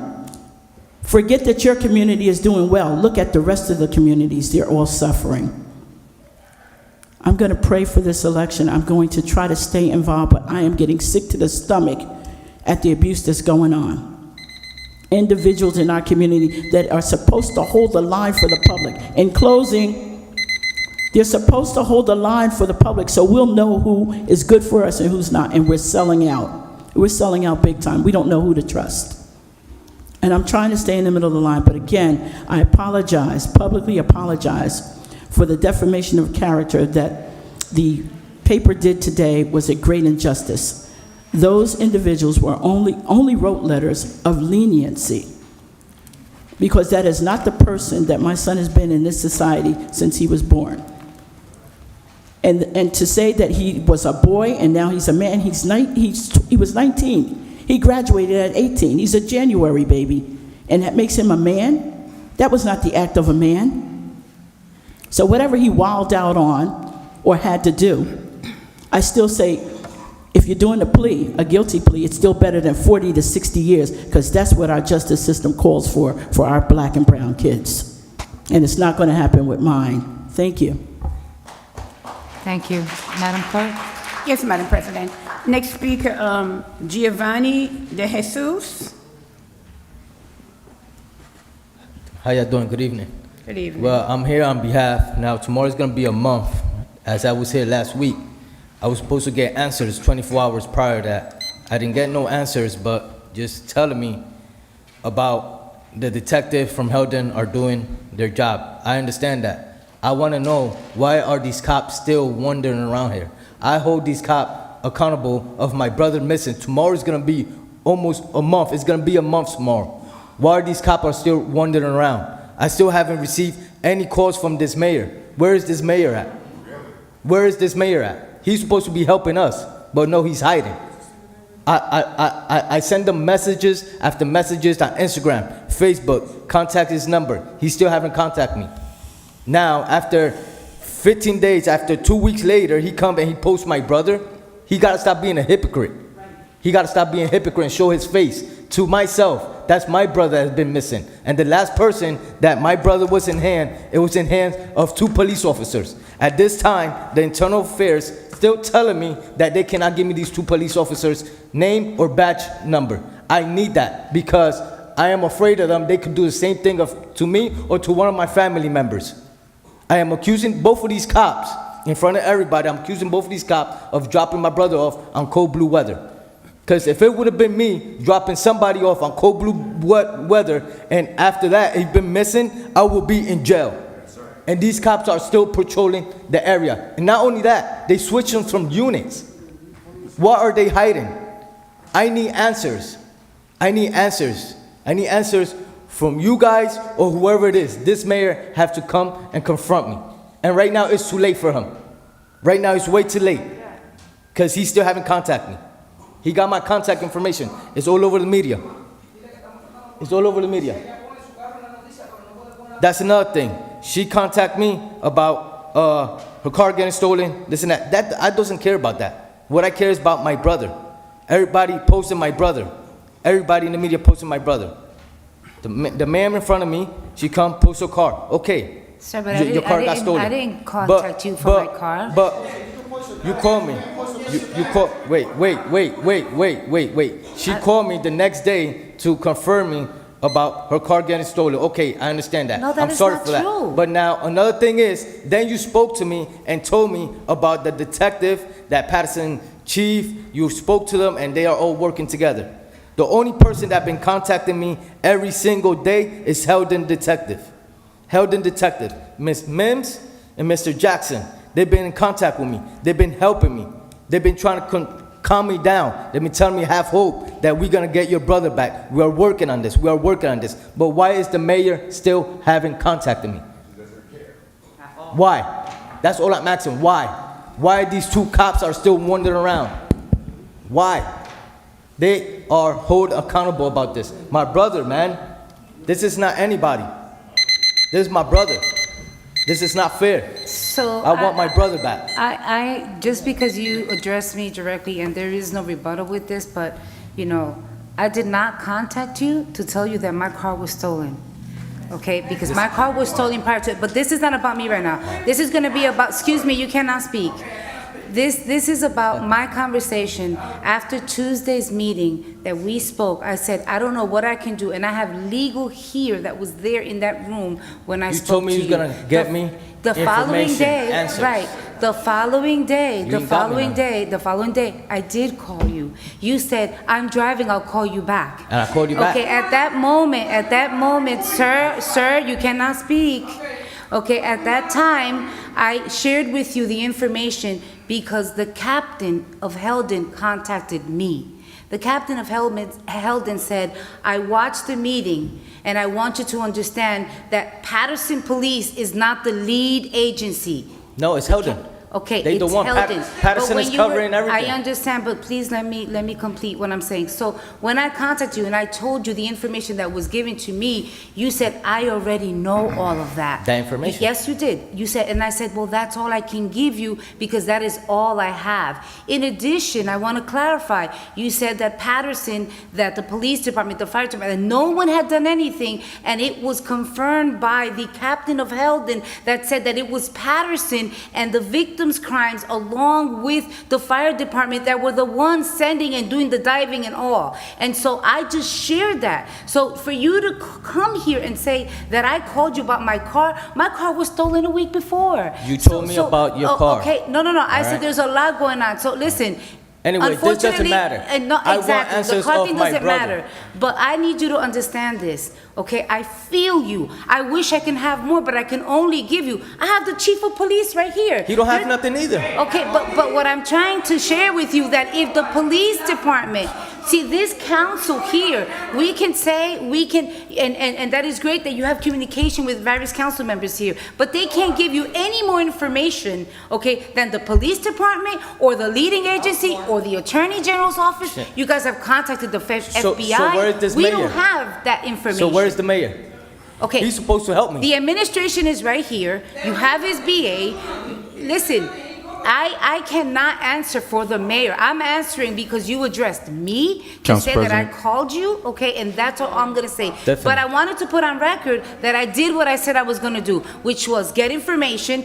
Soon after I got that information, I called you. Then Council you President. called me back, all right? So Council I'm President. putting it and clarify, I'm gonna give you the floor, Councilman Jackson. Also me. I just want to clarify that because I don't want anyone to think, because as a council, okay, that this council doesn't care. But the reality is that I can't give you more than what I already have. And with that said, sir, you cannot speak right now. One moment. Councilman Jackson? Also ask the floor. So, Council President, what's disheartening, this is about the fourth family since I've been sitting on this council that's come to this council every single night and have to beg for just a measure of compassion. This is disheartening. It's sad how certain lives are measured differently than others, where the mayor will post how a young man who we all care for as well was murdered, but yet when there was a young man who was murdered at the hand of police officers, he made a derogatory comment. So listen, to the family, right? It's very troublesome to be in a position where you have no control, no power. The Attorney General sets certain guidelines in which gives them a certain amount of authority where we don't have any say over what they do. They all, even if it involves us. Attorney General guidelines prohibit us from talking. But what I would make a recommendation today to this council, where we do have the authority, we should draft a resolution or an ordinance that would require the BA to answer, to provide answers and to provide consult, and also to provide resources to the families who loses a loved one at the hand of any city employee. This council has the authority to do that. And if the BA does not, then we also have the authority to remove that person. So if we're going to talk about exercising our authority and what we can and cannot do on behalf of the public, because I feel it just as much. When the BA sits there so callously and has no answer, I wish you guys could only have witnessed some of the things that I've witnessed here and some of the examples of what they do. And it's an obvious concern of mine because they don't have any concern of our people who are losing their lives every single day in these streets. Now, I'll just say this, and I'm gonna put this on record. While the chief is here, while Corporation Council's here, if there was officers who worked for Paterson PD who had anything to do, who had possession of this person, I'm a firm believer, if you have nothing to hide, then you should have a willingness to share. If there's nothing to hide, then there should be full disclosure. Body cameras, dashboard cameras, cameras around the community, whatever the case might be. Why does a family have to come and have concern about their loved ones because their loved one is of less value to some than others? So this council, we need to start taking action. And these are some of the things that I've been pushing on all the time. It's a simple resolution, Council President. We could create it as an ordinance, which would require, the Jameek Lowry family came here and did the same thing. And then you had the McKnight family came here, and they did the same thing. How many families are we going to have come here? When it's one of our families, look at Raquel shaking. She's shaking at the podium. She can't even sit there and have a clear a conversation on a public forum without being distraught. Because these conditions in our community is unacceptable. And we watched it. We watched a person in a Paterson police uniform go in the hospital, slap somebody, we've seen it all over social media. So where's the level of accountability to the public? Because the gentleman's absolutely right. If he was the one that committed an infraction, he'll be arrested, he'll be charged, the Attorney General will be here, and everybody else will be here. We need to start putting measures in place as a council that the public can rely on. Council President. Thank you very much, Councilman Jackson. Councilman Velez. Thank you, Council President. I don't know if the folks that was here last week remember when I told the administration to pool resources to the family, to assign somebody from the police department to go with you guys step by step, to have direct communication with you guys. I don't know if that happened. Okay. Now that the case is in the prosecutor's office, I will recommend then the corporate counsel to draft a letter to see how they could expedite this investigation. As soon as they expedite it, anything could be released to any of your attorney. And then from there, your attorney will probably communicate with whoever they have to communicate and get an answer from, I know where you're concerned. You are satisfied that Helden is the lead. You are satisfied that they went to the river and looked for it because Helden requested. But what you're not satisfied is why Paterson PD had him in custody and let him go. And that had to be answered when the investigation from the prosecutor is completed. But I will recommend you, and I don't have no remorse to say it, and I spoke to the family before, get an attorney that will use probably the legal words to get to them, to the police, to the Attorney General, and get conclusion. But for now, Madam BA, with the request of council, with the permission of Council President, I sent a text to the Director, Jerry Special, to please check every single abandoned property in the city of Paterson. And they have done it. But when a police search is done, okay, then they could say, listen, we did it, right? You did it, and you could certify. And I'm glad that you take ownership in something that they're supposed to do, okay? So, once again, I got a request. I know Councilman Jackson did it real eloquent words how to request this. But last week, I requested direct communication with the primary family on this case, resource to the family to lead them in how this process is, because the factor of this situation is, first of all, the primary one is we have somebody missing. Second, communication. And we have learned that this administration pick and choose who they want to communicate, all depends how the election goes. And this is not a political situation. If he want to go to attend a funeral home, a funeral event, because he see votes there, but in the other side, because the brown and black situation is going on, he don't want to go. And I have seen that myself. He goes pay for funeral catering for people, and the other one they don't. So that has to stop. This is not politics. This is a victim out there. We need to know where they're at. And the only way that we could get answer to this family, and Mr. Giovanni, yes, you have communicated with me, and I've been answering for you, is having a straight communication. As a resident of the 5th Ward that he is, and those residents are from the 5th Ward, and as legislated we are, please take this serious. Somebody could die tomorrow, and tomorrow we're still investigating how the bones got into the bags so we could get an answer to them. Where is this investigation? Where is the prosecutor situation? And at least they could, and where his brother at? Okay? So, Madam President, I hope you, Madam BA, you took notes, and I request it again and again and again. And if they come here 20 times, I'm going to request it again. There's a lack of communication. I believe there's something that you could certify them to make sure that they get answer from the administration. To just Council President, finalize, very quickly, to I'm just sorry. finalize this conversation, the last thing that I did was go direct to Spezial through the chief in a public safety committee meeting to ask, all right, in terms of what was stated, that the last time that was, at least to my understanding, let's just put it that way, they were in custody of 2 officers. And when I asked who were they, I was told that because there was an internal affairs investigation, we were not able to get that information.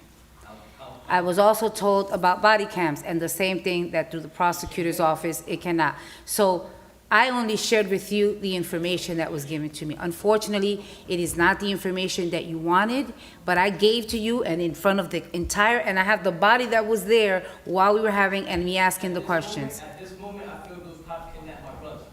Simple as that. I can find them nowhere. They have to do something with my brother. It's either they dropped them off, they lied about dropping them off, or they took them somewhere else. They did something to my brother. That's point blank period. I want answers. That's all I want. And I appreciate you guys, the answers you guys gave me, but I'm not, I accept a couple of them, but I want answers from the mayor. I want answers from these 2 cops that get up the office. They have to get out of it, and they could do that to another family, and that's not fair. They're not gonna do this again. They picked up my brother and they dropped him off. I can go through weather, show you. That could see it on the second picture. It's not fair. It's not fair for my family. It's not fair for the community out there. Now we gotta watch our back, because we're gonna be pulled outside, and the cops are supposed to protect and serve us, but no, they're picking us up and dumping us in the woods. That's all woods. Yeah. It's all woods. And that's not fair to us. I just want answers. My family want answers. And not even answers, I want my brother answers. Yeah. My brother gotta be in the hospital. I go to the hospital every single day, but they say something about the hippo. They can't give me information, they can't give me this. The mayor can do that. The mayor can walk inside the hospital and check who's at that bed in coma, and check who's in there. The mayor can do that. But the mayor haven't contacted me. The mayor still standing down in chair with his family.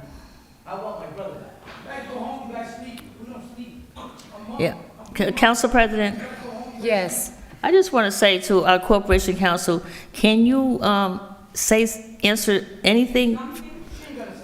No, she's not the Corporation Council.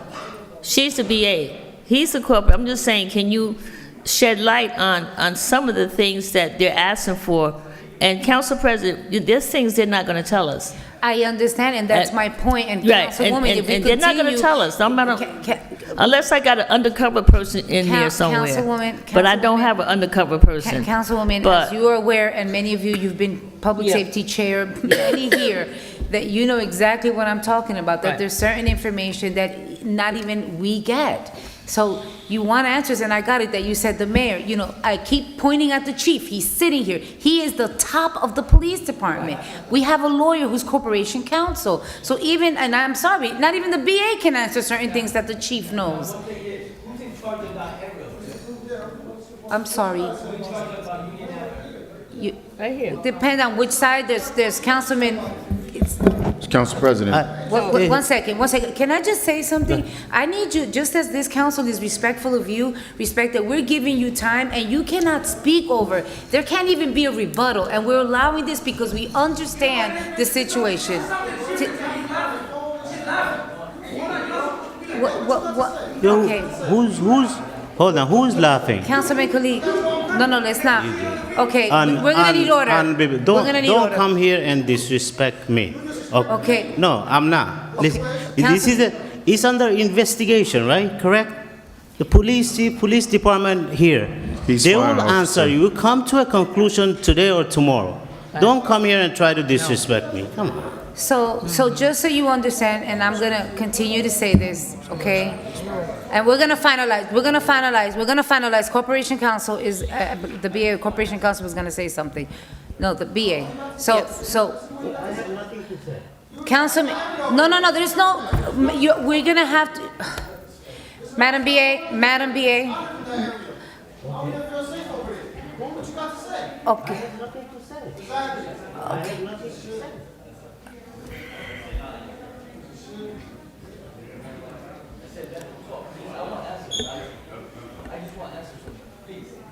Madam BA. Thank you, Council President. And at this point, and I thank you for your comments and the comments of the other council and reiterating what Corporation Counsel said last week. We don't necessarily have the answers that the family is looking for, but we can emphasize the fact that we have supported with resources from the start.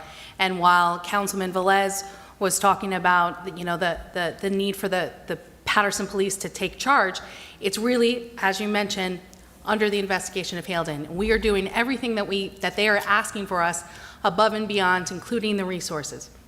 I know that doesn't help ease the pain of not having answers, but that doesn't mean that the city of Paterson is not doing its part to try to get there.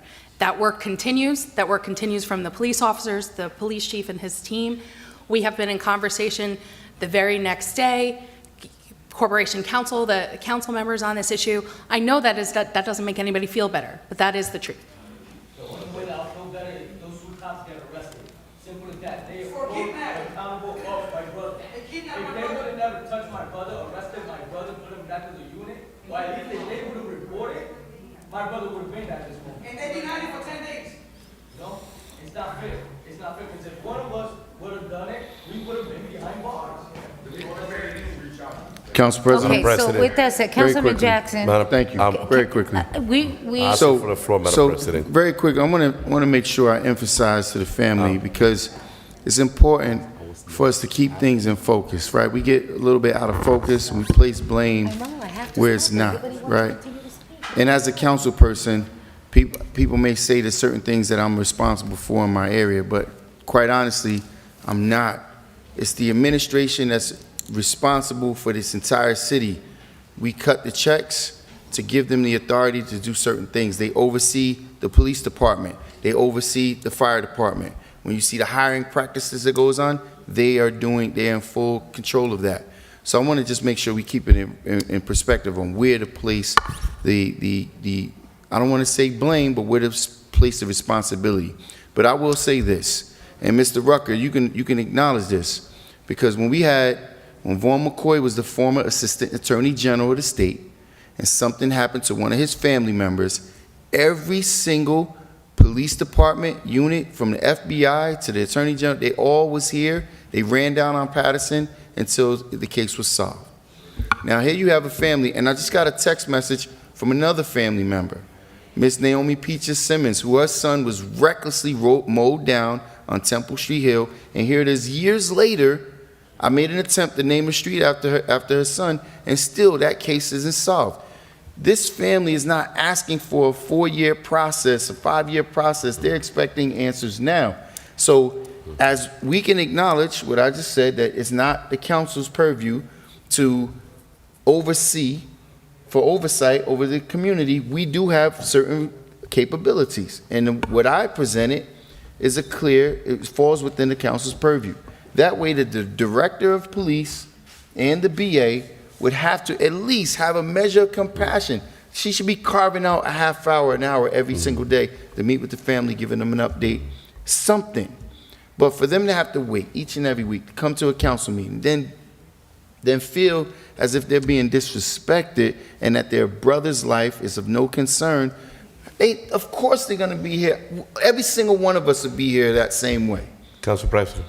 And see, the difference is, I don't care. I treat every incident as if it's my own. I go hard on every single incident, and I often get categorized or labeled as being out of control or being, because it's what's been happening in our community. We all witnessed it for how many years, while people who don't live here have control over these various departments, and the things that happen to us in our community seem to go unacknowledged all the time.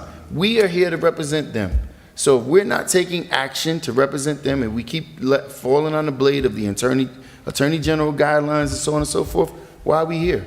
Because we would not feel the same way if we was on the other side of the podium. So, Council President, Corporation Council can draft the resolution now, today, so we can put it on this workshop, so that we, hence moving forward, any person who loses their lives at the hands of a city employee, there should be extra measures taken to ensure that the community's satisfaction is guaranteed. We understand there's investigations. Corporation Council will always be able to direct that, but just to ignore the family, that's unacceptable. It's unacceptable. Council President. Council President. Madam BA. If I could just reiterate that because the lead is happening in Haledon, that's going to be the best source of information at any point in time. And so that information you're getting is the best source of information. Haledon doesn't know what happened in our police unit. Haledon doesn't know what happened in our police unit while his brother was in custody. Madam President. So one second. Madam President. Just 1 second, please. So it is my understanding, yes, that through the captain, he did say that Haledon is the lead agency, but he also stated that he was working with Paterson. Okay, he did say that they were working with various entities in Paterson. And so what he did say, though, to me, and he did say that he has spoken to the family various times, and that he did reiterate that Haledon was the lead and that they were working with Paterson, and that all of they were working with the police department, Detective Stanley Rodriguez through crimes. They were working with the fire department for the rescue. Yes. So, but I understand, but the lead. So even your captain from Haledon stated that to me. He says, "I can't give you more. It's under investigation." Okay, so that's where we're. So we're going to finalize this with Councilman Mendez. And I just want to say, listen, Giovanni, I'll tell you, that's it right there. It's the mayor's responsibility. He is the higher authority in this city. He always covered behind the VA, and he never sit there on that chair. And I will tell you this: it was hard for me to believe that he hasn't been able to get in contact with all of you. That's heartbreaking. That shows all of us how much he cares about this city. You guys are Paterson residents that deserve respect. You need guidance, you need counseling, you need resources, you need help.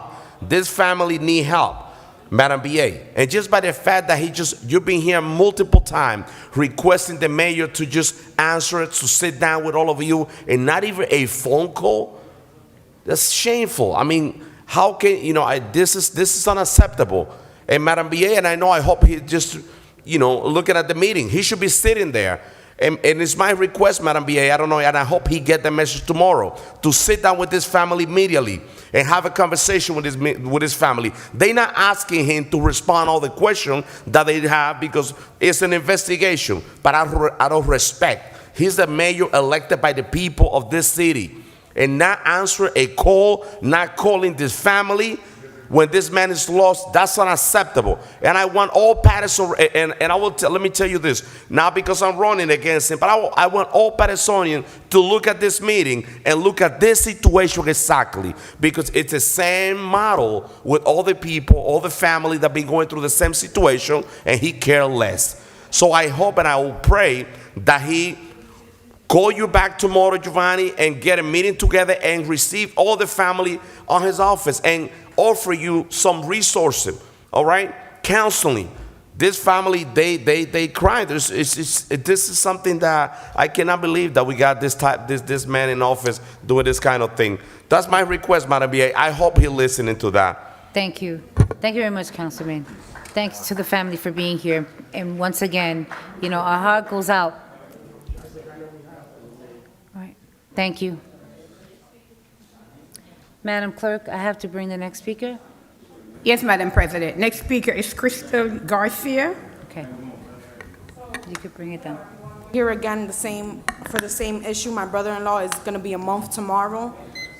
It's a shame that we have to come here as Paterson residents, people that put you here, to come to you for answers. Today is the first night that we actually speak to the chief of Paterson, and he said that they are assisting Heldon with the missing person. They did do, the scuba divers with the boats.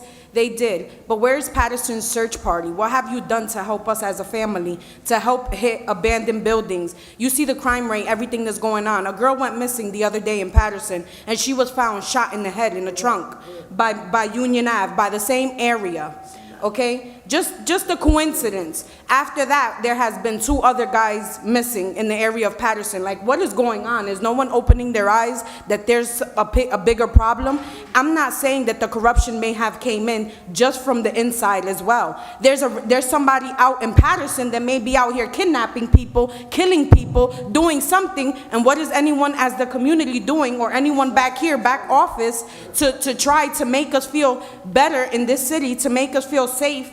And as a family, we still don't have no answers as to where's our brother. No one helping us. You guys have enough money, enough people. You have much authority than us. I mean, because for certain personal issues, if it was one of your family members that went missing, I'm sure it would have been all over the news. All type of detectives would have been out here. Boats would have been in that river every day, day and night. Okay, but because it's not, it's one of the people that get you here in this position. We don't have that type of search party. You guys have money to host private parties for ballots, but not a private party to search for a person that's missing, a missing person.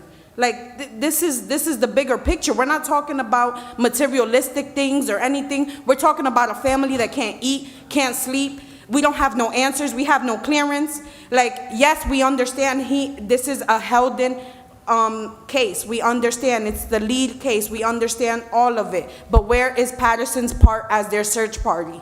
They had last communication with one of their officers. They didn't protect and serve at the moment. They put him in code blue like a dog, worse than a dog because we can get charged for an animal, out in the weather, outside. After that, we have not seen him. He went missing. It is a park there. There's a school there. Now that we talk about all elections, all the money and everything you have, right?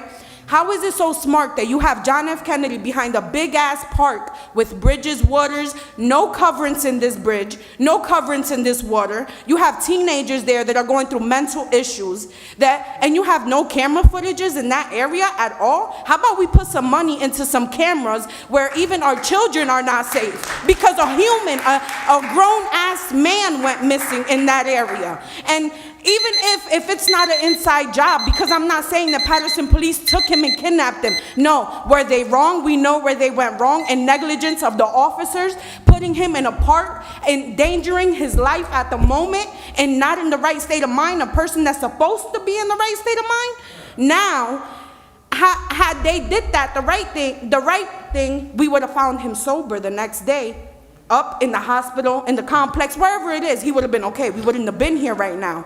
But then also, how about you investigate everyone that came in and out that park? But why not? Now there's not even enough cameras to see who came in and out that park, to see if he was taken out in a vehicle. There's bigger pictures. We need cameras around there. Even kids are not safe. A 41-year-old went missing. To end this, I'm just going to say, hopefully we don't have to be here next week. Hopefully we do have some type of answers, or somebody communicating, or the mayor or administrator, or something. But there has to be some type of Paterson search party. You have to do something for us other than just telling us it's under investigation. We know this. We gave you the information we have. You did no job. We did your detective work as regular residents. Okay, so hopefully we don't, and we can have some answers, because we can't sleep. This is indifference to life. If you don't know what it means, look it up. Okay, thank you. Thank you. Madam Clerk? Yes, Madam President. Next speaker, former Councilman Gao. Is he here? Gal? Yeah. Not here. He's not there. There's no one else on the public portion. Can I have a motion? So moved. Moved by Councilman Abdelaziz. Can I have a second? Second. Second by Councilman Mendez. Roll call, Madam Clerk, to close the public portion of the workshop. Yes, Madam President. Roll call to close the public portion of the workshop. Councilman Abdulaziz? Yes. Councilwoman Khan? Yes. Councilman Jackson?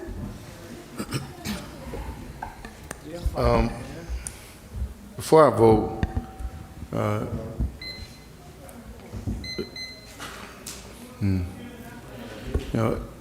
council members, I hope we take serious.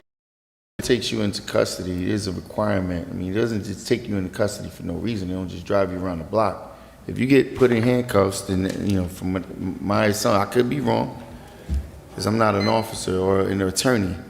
But, there's a certain level of accountability that we have to the members of the public, and we're just not meeting that. And I think that we have an opportunity to hold the director and the BA accountable. And I'm gonna make the recommendation to put that forward, and I'm hoping we get the support. With that being said, Madam Clerk, my vote is yes. Thank you, Councilman. Councilman Kalik? Yes, Madam Clerk. Councilman Mendez? Thank you, Madam Clerk. Just before my vote, today at the public portion, we just saw a family that is devastated and looking for answer. And it's hard to believe that this mayor never contact this family back, never give this family the opportunity to have a conversation with them. And that shows a lot about how much he cares about this community. It's just totally unacceptable. But the people of the city of Paterson, they know how much he cares about the city, which is zero. I think that Mr. Roque spoke about this committee as a whole. This have to take place, and it's my hope. And I will assure you that I'll be in full support of this and to have this investigation and to hold this administration accountable. It's just unacceptable, and enough is enough. My vote is yes, Madam Clerk. Thank you. Thank you. Councilman Mims? No comments. Just another sad night in the city of Paterson. Very, very sad. My vote is yes, Madam Clerk. Madam President? So before I vote, to the public, it's, and I always use the word disheartening, when we as council sit in meetings and know processes and know what we can and what we cannot say. We've had the prosecutor's office contact us and state, there's an investigation going on. You cannot put information out there. So whatever information we have is the information that we are able to share. To have the family come here and the gentleman come and unfortunately not like my answer, I called them back to say that I called him when they stole my car. No, I didn't. I didn't even know him before they stole my car. So, let us keep it real. No, Councilman, I do have to state it. Because you know what?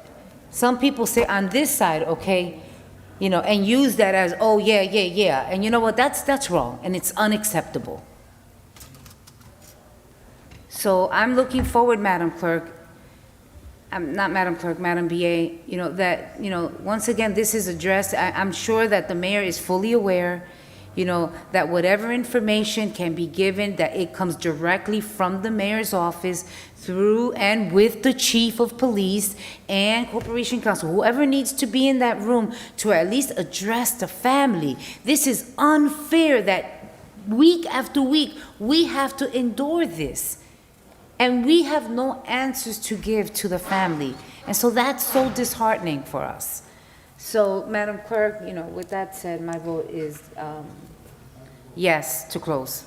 Yes, Council President. The public portion. Councilman Velez is here, so we are closing the public portion. Councilman Velez?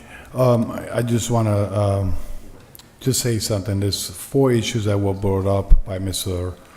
Ernest Rocker. I hope the administration take notice, and us as the council members, and also Mrs. Amador. I don't know if, Director, you received my text regarding the status of that one-way in Butler, when it's going to be completed. Please, can you look into the schedule to see if oh, you did? Just hopefully, hold on, Council President. Okay, so Mr. Amador, tomorrow the director will look into the one-way into Butler Street is already in the works. And to the police, Madam BA, just take in consideration that the Mrs. Amador brought up the speedy situation. Madam BA, please, Madam BA, to see if it's possible, because Ms. Amador brought up the speeding situation. I know the lieutenant was taking notice to have the traffic division to look into a citywide speeding situation in the city. And regarding the other concern, they was loud and clear, we was loud and clear, so hopefully by next meeting Tuesday, at least they could have light at the end of the tunnel. Madam Clerk, my vote is yes. Thank you. The vote is 8 in favor, 1 absent. The public portion is now closed for the workshop of March 1st, 2022. Thank you very much. We have 20 minutes to finish this agenda before the 9 o'clock, so Madam Clerk. Yes, ma'am. 13, 14, 15, 16, 17. Council President, I'm sorry. I don't know if Madam Bear is aware of this. I haven't received item 13 and 37. Yeah, so I know Corporation Council just shared item 13 with the council on email. Right, we're taking that off and putting it in the next workshop, right? No, that one, I think we're keeping on. 13? 13 we're keeping on. And then, but 37 we're moving to the next workshop. That's the one that we were removing, right? Yes. So, will Okay, someone... We haven't gotten to 37 yet, but, okay. We don't have Sorry. 13 on the agenda, do we? 37 is on the agenda. It's not 13, the body of the resolution. No, but, Madam Clerk, so it's gonna go for a first reading, okay? And they sent the information through email. That's for number 13, Okay. correct? But Yes. 14, 15, 16, 17, and 18 will go for first reading. Okay, and Madam BA will provide me with... Yes. Yes, Corporation Council will. Okay, Yep. so we are moving forward with these first reading, 13, 14, 15, sorry, Council President, and And 18. 16 through 19? 18. 16, 17, through 18. Thanks, Council President. Yes. All right. 16, 27 is gonna go on consent. 28 will go on regular. 27. This is a renewal junk pocket license. Where is this one, 29? I think, Pocket means it could be anywhere, it's not a... Okay, Yeah. all right, so, does anyone have any issue with that junk? Yes, well, Regular? this license would be, they have to open anyone in the city. Okay, so not consent. Put it on. Not consent, okay. That's number 29, Council President? Yes, regular. Yes, So, non-consent for 29? 30 will go on regular. Councilwoman Cotton?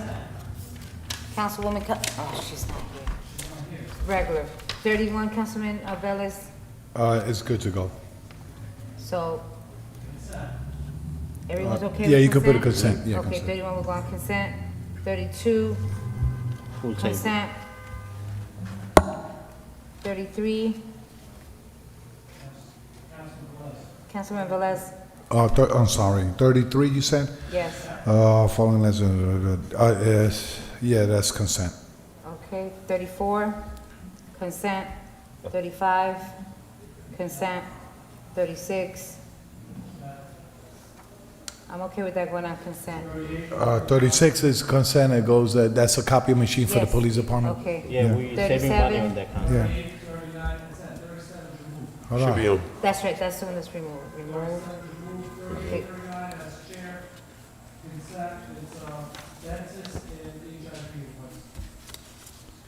Everyone's okay with consent? I'm okay with it going 38 and 39 consent. Is that 39? 39 is a grant. Is that a matching grant, Councilman? Correct? She wants number 28 on regular, 28. Consent. Ryan Wire. Okay, so 39 will go on consent. 47. Consent. Where's our chief? Oh, sorry, 40. We in DPW. 47. Okay, consent, I'm okay with consent, right? It's the 19 copiers? Yes, that's consent, For the police department? correct. Okay. Consent. Okay, so Public Works, Councilman, I do police. Oh, I'm on Go ahead, your DPW, that's not. Oh, I'm DPW. sorry. No, he's everything. 40 through 46, Councilman. Okay, 41? 40 to 46. 46? Through 40. 40 to 46. 40 through 46 is DPW. Yes, correct. That one, the 40 go consent. Number Hold on, so 46. just say that's the application, so Yeah. that for acceptance, all right, for Correct. consent. Yes. Consent. 41.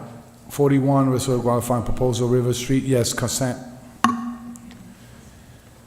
Council members, you okay with consent, correct? Correct, that's I for want to the, hear yes. Okay. 42. 40, reserve consulting Smith for design, first item installation, tree monitor, yes, that's consent. This is okay, the 43, installation of 3 consent. monitor wells. They all paid by the developers, okay? Consent to 44 consent, So 42, They 43, mon- 44 yeah. consent. yeah, the monitor were, and also 45.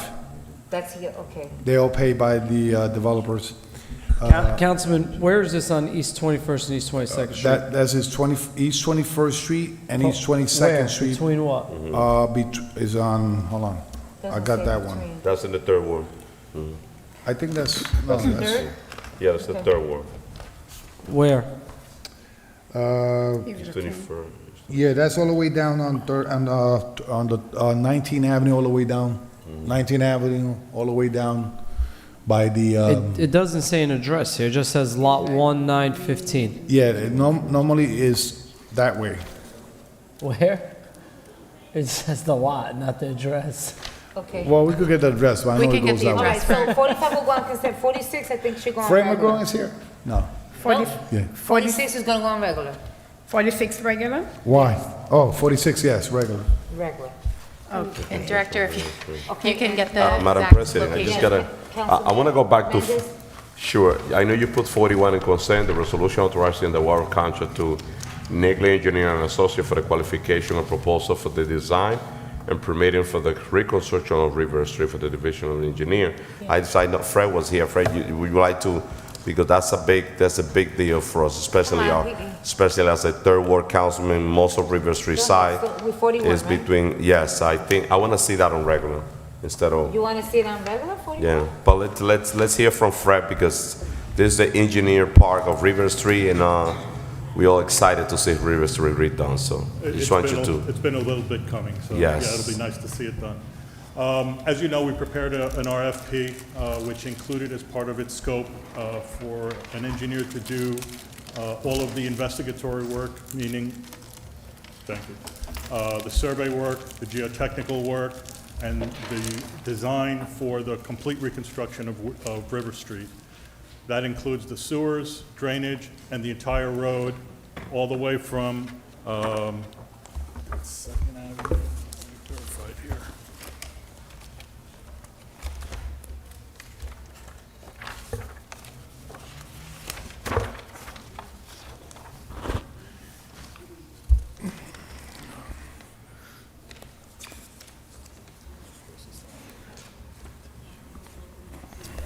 Yep, thank you. It's from Second Avenue all the way down to Main.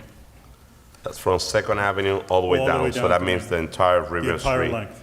Second Avenue. That's where part of the when almost River Street start. So Fred, on the fire ask, the total amount is not to exceed $151,863. That's what will cover this portion of the That'll cover the engineer, engineering cost. the engineering cost. Yes. Okay. So, Council, And how much, what will be the time window? So we're voting on this item next week, so after we're voting on, so what will be the time window for the engineer portion of River Street to be completed? We're projecting 1 year, basically, to go through the development work, the design, and the permitting, and then put it out to bid. So for the lack, and educate me a little bit more on this, so you say 1 year for the engineer portion, so after, what will be the next step? So after the engineer portion of the process will Put it be out to like bid. breaking ground and start, Yeah, going through the bidding process and then starting construction. But it will take this a year to complete it. So we're in 2022, March, so by 2023, then the resident of the city of Paterson will see the actual construction of River Street. They'll see it going out to bid, and that, that's a multi-month process. For So more or by less the a year summer from now. Of '23, we should be in construction. Okay, thank you. Council President. Councilman Velez. Thank you, Council President and Council Mendes. I just wanted the audience and the public out there and the engineer stated clear enough. This is to do a survey, designs, and get permission or permitting the project for so far. If you go way back, and it was raining a lot, the mayor did a press conference regarding River Street. And he stated that this is gonna start in 2023. That's what he stated. So before that happens, please do not think, because we are going to do a survey, designs and everything, that we're gonna pave tomorrow. No, we need to know what is the real condition of this River Street, and we started from this. And as soon as we finish this, they have to come to us with a report to move forward with the other phase. So River Street will take couple phases before you could drive through there. So I want to make the record clear that it's not a magic wand that we're moving forward. It's a start. And I thank you, Fred, because I know that you are passionate also to see River Street done. But it's a beginning. So hopefully, if this change, administration change, we can move it forward or expedite it, that's another thing. But this is a beginning only. Council President? Councilman Jackson? Thank you. So, I'm sorry, because I'm walking in on the tail end of the discussion. So, this, right now, we don't have a proposal. We're going out for review to possibly look at what the details or the scope of work would be. No, Councilman, that's not correct. We actually prepared an RFP, received proposals, reviewed them, and have made the recommendation for award for the engineering contract. So that will have the survey work done, we'll have the geotechnical work done, all the soils testing, all of that stuff, and the actual design of the entire reconstruction of River Street and the permitting for that work to take place. Okay, so this is for design and surveying. Design, surveying, geotechnical work, and permitting. And what is the projected cost for that? For which part, the construction or the engineering portion? What we're going For out this right now, you resolution, said we're not going out for construction, we're going out for design, review, geotechnical, Yes, and surveying. it's $151,000 for this piece. 151,000. Yes. So, council members, why we approve $7 million, give them a blank check for $7 million, and we haven't even gotten the review back? We don't know, how many linear feet will we be covering? I would have- Of sewer. I don't remember. Of sewer? Correct. I think you're something on the order of about a mile of sewer for that stretch. 1 mile, I think. Approximately. Did I just hear the BA say 2 miles? I can verify. It's a big difference between a mile and 2 miles. I look to our engineer for that. Well, why'd you comment 2 miles I can give you the then? exact footage, sir. So, Fred, we all know when we did the, and I apologize, I never do that, Mr. Mulgrew, I apologize for doing that, especially on public record. Mr. Mulgrew, when we reconstructed the sewer line here on Memorial for the catch basin, it was a 10-foot diameter sewer line. What's the size of the sewer line on River Street? It varies in size from 12 inches to 48, depending on what part of River. 12 inches to 48 inches. Correct. Okay. So, again, council members, when I'm bringing, relative points of being financially prudent or being, at least being responsible, let's look at that there. We're talking about a 10-foot in diameter. That's diameter means the entire circumference of the diameter, where you could drive a car through it. Versus 12, did you say 12 inches to 48 inches? 48, correct. 12 to 48 inches. There's a huge difference in that. So for us to, to allow the administration to tell us, mind you, they had no professionals, validating the cost of expenses, and they're just saying, oh, it's going to be very expensive. It's going to be very expensive, and they have no, let me just talk to the public, because sometimes I think I'm just talking to myself. They have absolutely no concept of what things should cost, and this is why we're having cost overruns all the time. We had a $2 million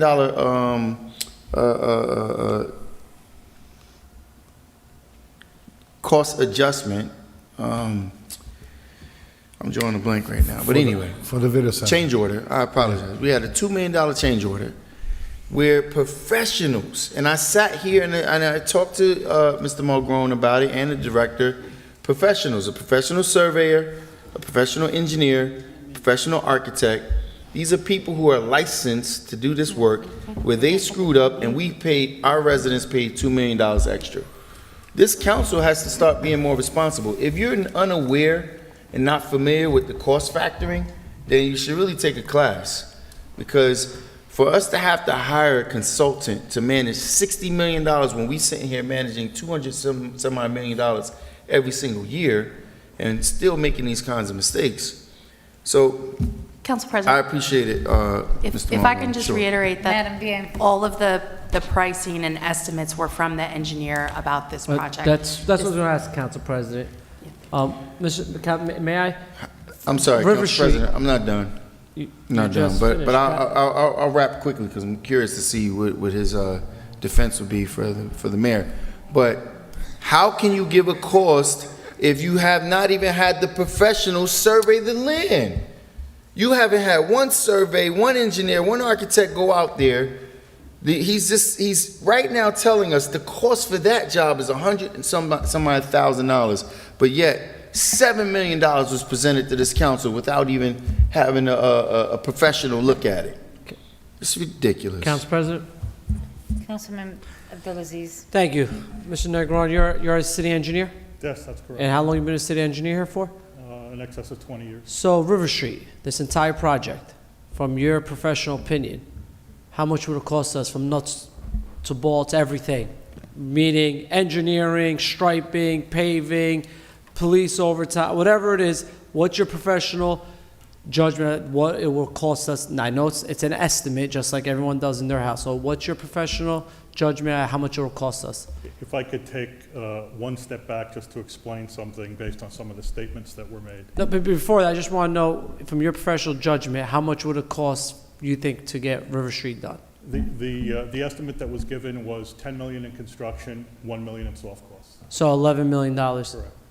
Now, I don't need, everyone, I know people that are in the construction business, right?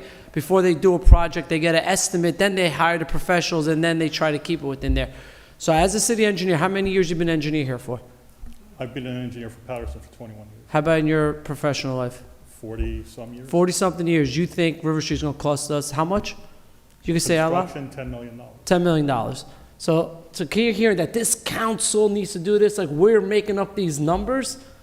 The public just heard it from our engineer. And then now we hire and we get figures and we go out to bid and we do all this. If you need an assistant that could save us, I recommend, Councilman Jackson knows the diameters and everything. If he could save us a couple $1 million, I hope bring him into your meetings and let us see how much you could save with the professionals that are there. So I want the record to reflect that this council doesn't make up these numbers. We have professionals, and this is the first step to any project, correct? Yes, that's correct. And then they will, you know what, Council President? And this is not in my ward. These engineers may check something, and something unexpected may come up, correct? Well, we may find contaminated soil. Contaminated soil, they may find a pipe, that could happen. Just like if you're doing a demo in your house and you see something that you didn't know was behind the wall, now that reconfigures the whole project. Madam President. I'm not a construction guy, but thank you. 40 years in the business, correct? Correct. Thank you, Mr. Negron. I'm the chair. Councilman Mendez and then Councilwoman Cotton. Velez. Thank you, Madam President. And Fred, so the question that I have, and I relied on you, your experience, and the time that you've been in this field, 40 years. You've been all your life in the engineer field. So the question that I have is, if you estimate it's going to be $10 million for River, why are we budgeting $7 million and change for that? Can you just elaborate a little bit more on that? I just want to be clear. I don't think it's my place to say how the finances are being put together. That's more a question for the CFO to respond. I can tell you that the construction cost that I estimated is $10 million. And I just want to go back to make sure that, go ahead. if I could beg your indulgence for one moment. Sure. There are different levels of construction cost estimates that are prepared. There are conceptual level cost estimates, there are report level cost estimates, there are design level cost estimates, and then there are actual bid level cost estimates. What we have at this point is a concept level cost estimate, and that's where the 10 million came from. Concept, okay. So the reason why I'm asking this question is because I'm not an engineer. I have to rely on your experience, I have to rely on your report, and based on the number that you presented, we should go act and take action based on your number.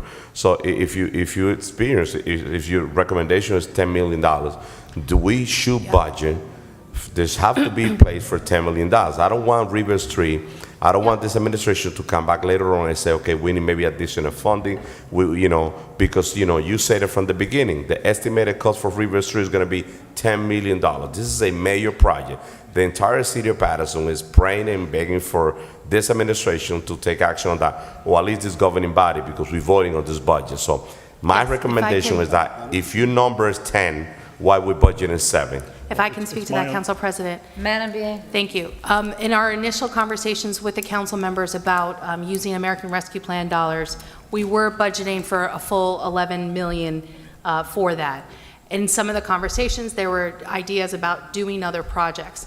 When we originally were going to do this before American Rescue Plan dollars existed, we were going to use city money to do the design work and to do this first phase, and then we were going to borrow using the New Jersey Infrastructure Bank, which is like a zero interest loan that we are able to use for these projects. So that is what we are going to do now for the final phase of this. This is going to be split up into different phases. The first 7 million is coming from the American Rescue Plan, and then the end of the project will be coming from the Infrastructure Bank, which So you say that so what you're saying is that the three additional million that we need is going to come from a loan from the New Jersey Infrastructure Bank. So we're gonna bond the $3 million difference. It's not quite a bond. I mean, Fred can explain. This is a vehicle we've used for other sewer projects. It's a state revolving loan program. But it's bonding because it's a loan. A loan is a bond. It's a slightly different process, but it's a loan. It's revolving, it's different. So with that being said, Madam B, I have a question for you. So we had a conversation a couple of months ago, and you mentioned that out of the $34 million that the last administration took for the resurfacing project, there was around $4 million left on that. You remember that conversation? Again, that's something that Fred can confirm the number on, but there is some money left that was specific to River Street, yes. So Fred, there was and I would like to have this conversation. I would like to extend this conversation at our next meeting, because out of the $34 million that Mayor Torres took for the resurfacing project, there's around $4 million in change based on the VA number. I would like to look into that and see how can we allocate those funding for the resurfacing of the rest of the road that are messed up in the city. And we need your help with that, to put those numbers together. If the council recalls, there was an amendment to the original bond resolution that added, I'm going to say, some 20 or 25 streets back in April of 19. So that design work is being done now, and a portion of that $4 million surplus is being used for that.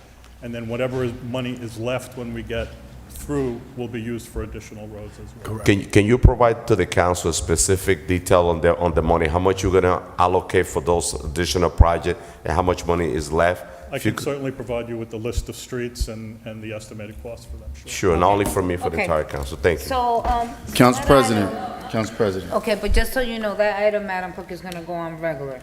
All right, that's item is What many number, discussion. what number were they talking about? 41? Okay. It's my turn. You understand? It's my turn. And then me. Right, so, wait. So it was 41, and that Right. item's gonna go on regular. Right. Okay? Madam, Councilwoman Cotton? and Okay. Councilman Jackson. Council Thank members, you. please be advised, it's 9, know. all right? So Right. just letting you know, we already have. Okay. legal And aid. also I have the floor Right. after. Okay, thank you, Council President. I just want to say to you, Fred, you know, I haven't seen you in a while, but I'm not on DPW committee anymore, but Yeah, I miss you. I know, Fred, and you and I have been talking about River Street. I remember sitting here with council members, the city of Newark, the city of Jersey City has the same situation that we have with the combined sewer system, that the federal government is telling us that we need to separate. Whenever we're gonna get to that, I'm not sure. So hopefully, I would think, and I remember sitting here, Fred, when there was requirement, and if we didn't vote on it that night, that they were gonna start charging us $10,000 a day, Fred. And I always say, the federal government don't play around. I can understand that, and council members need to understand that. If they said they're gonna do something, but I know River Street, and you, everyone out there, it touches the 1st, 3rd, and 4th ward. It touches all, but I believe a majority of River Street is in the 4th ward. I'm not quite sure, but I think majority of that, and this road has been like that since I've been sitting here, and we've been needing to, but I know you have to do certain things before you go out to try to get a bid to fix this. But now, once we start River Street, Fred, are we gonna separate it? Because I've talked to you before about CSOs and council members, when we're opening up sewer collapses, we have, I requested a list for how many is in my ward that still has the plate over it that we need to try to get fixed. And are we gonna, when we start River Street project, are we gonna separate? Are we gonna try to do that? Part of the scope for the design work is where possible to separate. Where it's possible? Where possible. There are certain areas, just because of the grade, you're not going to be able to do it. But as part of the long-term control plan, which, you know, was drafted, presented to council, and subsequently presented to DEP. Right. That document contains within it a number of projects, storage tanks, sewer separation, green infrastructure. So this toolbox of approaches is what is going to be used to bring the city into compliance with the CSO requirements. Right. So we will separate where we can on River Street. We will be building storage facilities along River Street, and we will be doing green infrastructure Along River Street. Fred, do you know, on our long-term control plan, do you know what year it is that they want certain things done? Is it like 2030? There are a number of milestones. Basically, the schedule identified multiple projects over a 40-year period. It's a 40-year, council member, it's a 40-year period that they want us to have most of it done? Everything on that list needs to be done. On that list, and I think it was close to $1 billion. It's $1 billion for the Passaic Valley service area. Paterson's portion was 129. 129 what? Million. $1 million. But we were trying to cooperate, we were trying to partnership with the city of Newark and the city of Jersey City. I'm sorry. With the long term. Sorry, Madam President. I'm sorry, Councilwoman. I don't see nobody from the administration here. What that mean? Should we continue? Entitled to get up. Somebody from the administration should be sitting there Well, you're when we having a conduct the conversation meeting. right now, but Yeah, we I just- thought he yeah. was, I thought he just was. No, legal have to be there. Maybe they went Or to the the VA. ladies' room and the men's room. No, somebody. They do. Oh, okay. Or that's what, okay, Fred, you know, it's a long process. You know, when these cities were built, they didn't separate it. They see now they should have been, but you can't go back for what, and I know that you got to get the engineering specs, you got to get all that stuff. You got to see whether the soil's going to be good, if the soil's not good. But you've been doing this for quite a many years. Before I became on the council, working with these CSOs. And you, to me, Fred, you've been doing an excellent job with trying to keep on top of it, because there's certain things that you got to do no matter what. You may not like it, but there's certain things that the government requires you to do for certain things and certain projects. So I know River Street touches the 1st, 3rd, and 4th Ward. I believe majority of it is in the 4th Ward. We got to get River Street done. It's been so long, Fred, and you know it has been. And just to answer your question from before, we are still working with with 7 of the 8 CSO communities in the PVSC system. Okay. To see what we could do to get money from the feds and from other sources. Right. As a group. Right, as a group. We Okay. meet regularly. Oh, you meet? Yeah, you meet. I know there's a couple ladies here, like Miss Frances Harris, she's on sometimes, and you got Marcina. No, this is a group of basically the technical people. Okay, the technical part of The it. different municipalities and. Okay. sewer authorities. Okay. All right, thank you, Fred. Okay, thank you very much. So we're just gonna finalize. Council President, I know that you want to follow it, but I just want to make a clear point here.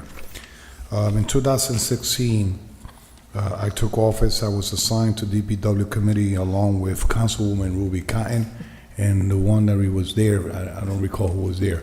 And I believe Fran McGraw, and one of the questions that we asked, how much would cost to fix River Street?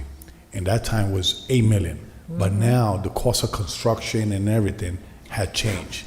So, ladies and gentlemen, what we're trying to avoid here is that we don't go after the taxpayers to make sure this road is the way that people are desire to see it.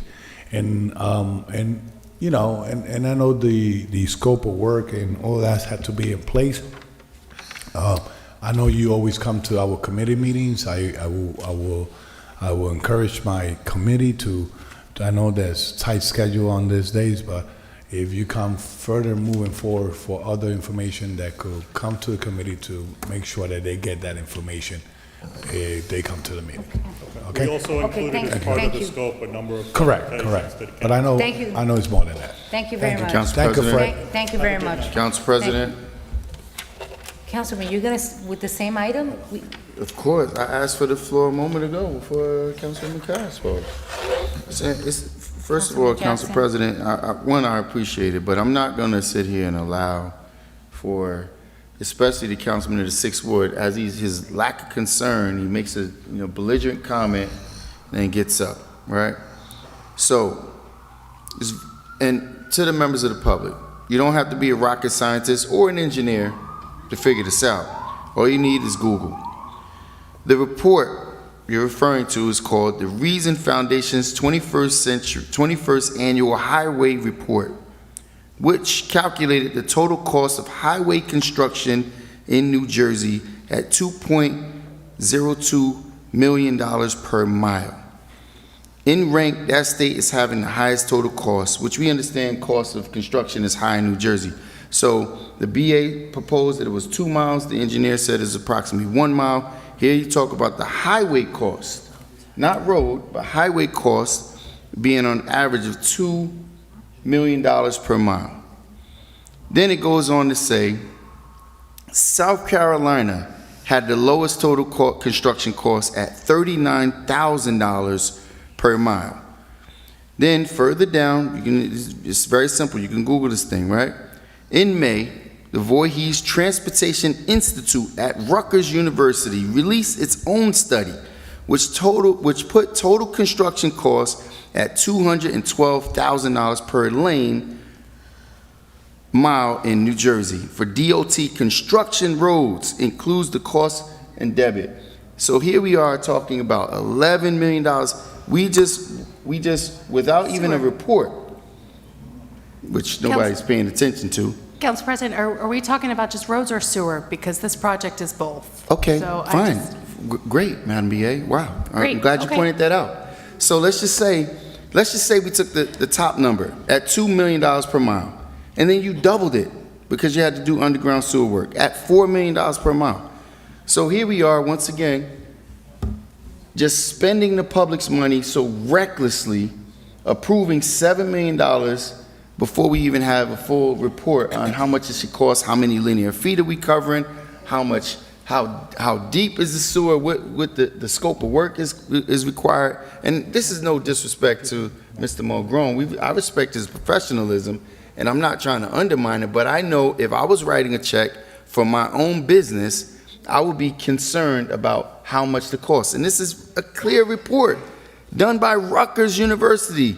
Rutgers University released its own study which puts a total construction cost at $212,000 per lane mile. That road has 2 lanes. Let's say we doubled it. Let's say we quadrupled it. You're still talking about a couple $1 million, $1.5 million versus $7 million. Members of the public, if you're wondering why our community is so cash-strapped, this is why. This is why. I'll rest it there, Council President. I'll just be another no vote against however many yeses. Okay, thank you very, very much. All right, so council members, thank you very much. Have a good All right, night. so 19, 20, and 21, these have to go on regular as they need public hearings. So does anyone have any, Which one? 19 in administration, 19, 20, and 21 will have to go on regular.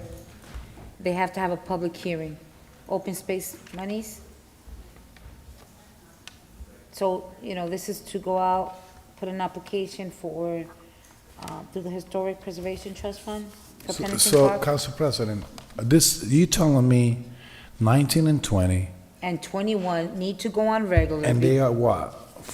Can you read the title? Because Resolution supporting an application to the Passaic County Open Space, Farmland, and Historic Preservation Trust Fund for Pennington Park Improvement Projects submitted by Friends of Paterson Parks. I don't- 501c3. Council President, I don't know if 19 needs a public hearing, because the public hearing is required by the Friends of Paterson Parks. But we can put that on regular just, and confirm it. But I do know that 20 and 21 would need a hearing. Okay, yeah, so Madam Clerk told me that 19 as well, Yeah. that's why I said 19. Yeah, I don't know. So my We can question is- discuss, we can so- discuss separately. Yes. Okay, so you want to go ahead and, We could leave it on So regular. there is a notice that you published, correct? Right, Sorry, but Council it's a President. notice for the meeting of the Friends of Paterson Park, so that anybody Okay. goes there for the public hearing. This So- is just a resolution in support so that that organization can apply. But for here, 20 and 21 is also the notice that we sent for a public hearing here. Those two require the. So, Yeah, Council- okay. so Council President, my question was Thank is you. this. So Madam BA, Yes. after you put this resolution supporting an application, and that means that we're going to support the application that they're going to put in front of open space in the county, right? Correct, yep. So we So have. similar to what we did last year for Roberto Clemente. Correct, and I appreciate, thank you. We could do another one, but my question is, I know that we are, the administration is bonding to fix various park. And one of the parks that they looking for to put money in is the same one that you guys are here putting an application. And one of them is the historic East Side Park. Now, we're not gonna get an answer, we're not gonna get an answer from, we're not gonna get an answer from the county probably next, whatever January is, right? Probably, because they do it once a year at the end of the year, right? For honoring awards from open space. I'm not sure exactly what their timeline is this year. So, okay, if we get a something, then we get a bond, then, it's like, it don't match. You put in an application to get money for the same parks, and also you bonding for that park.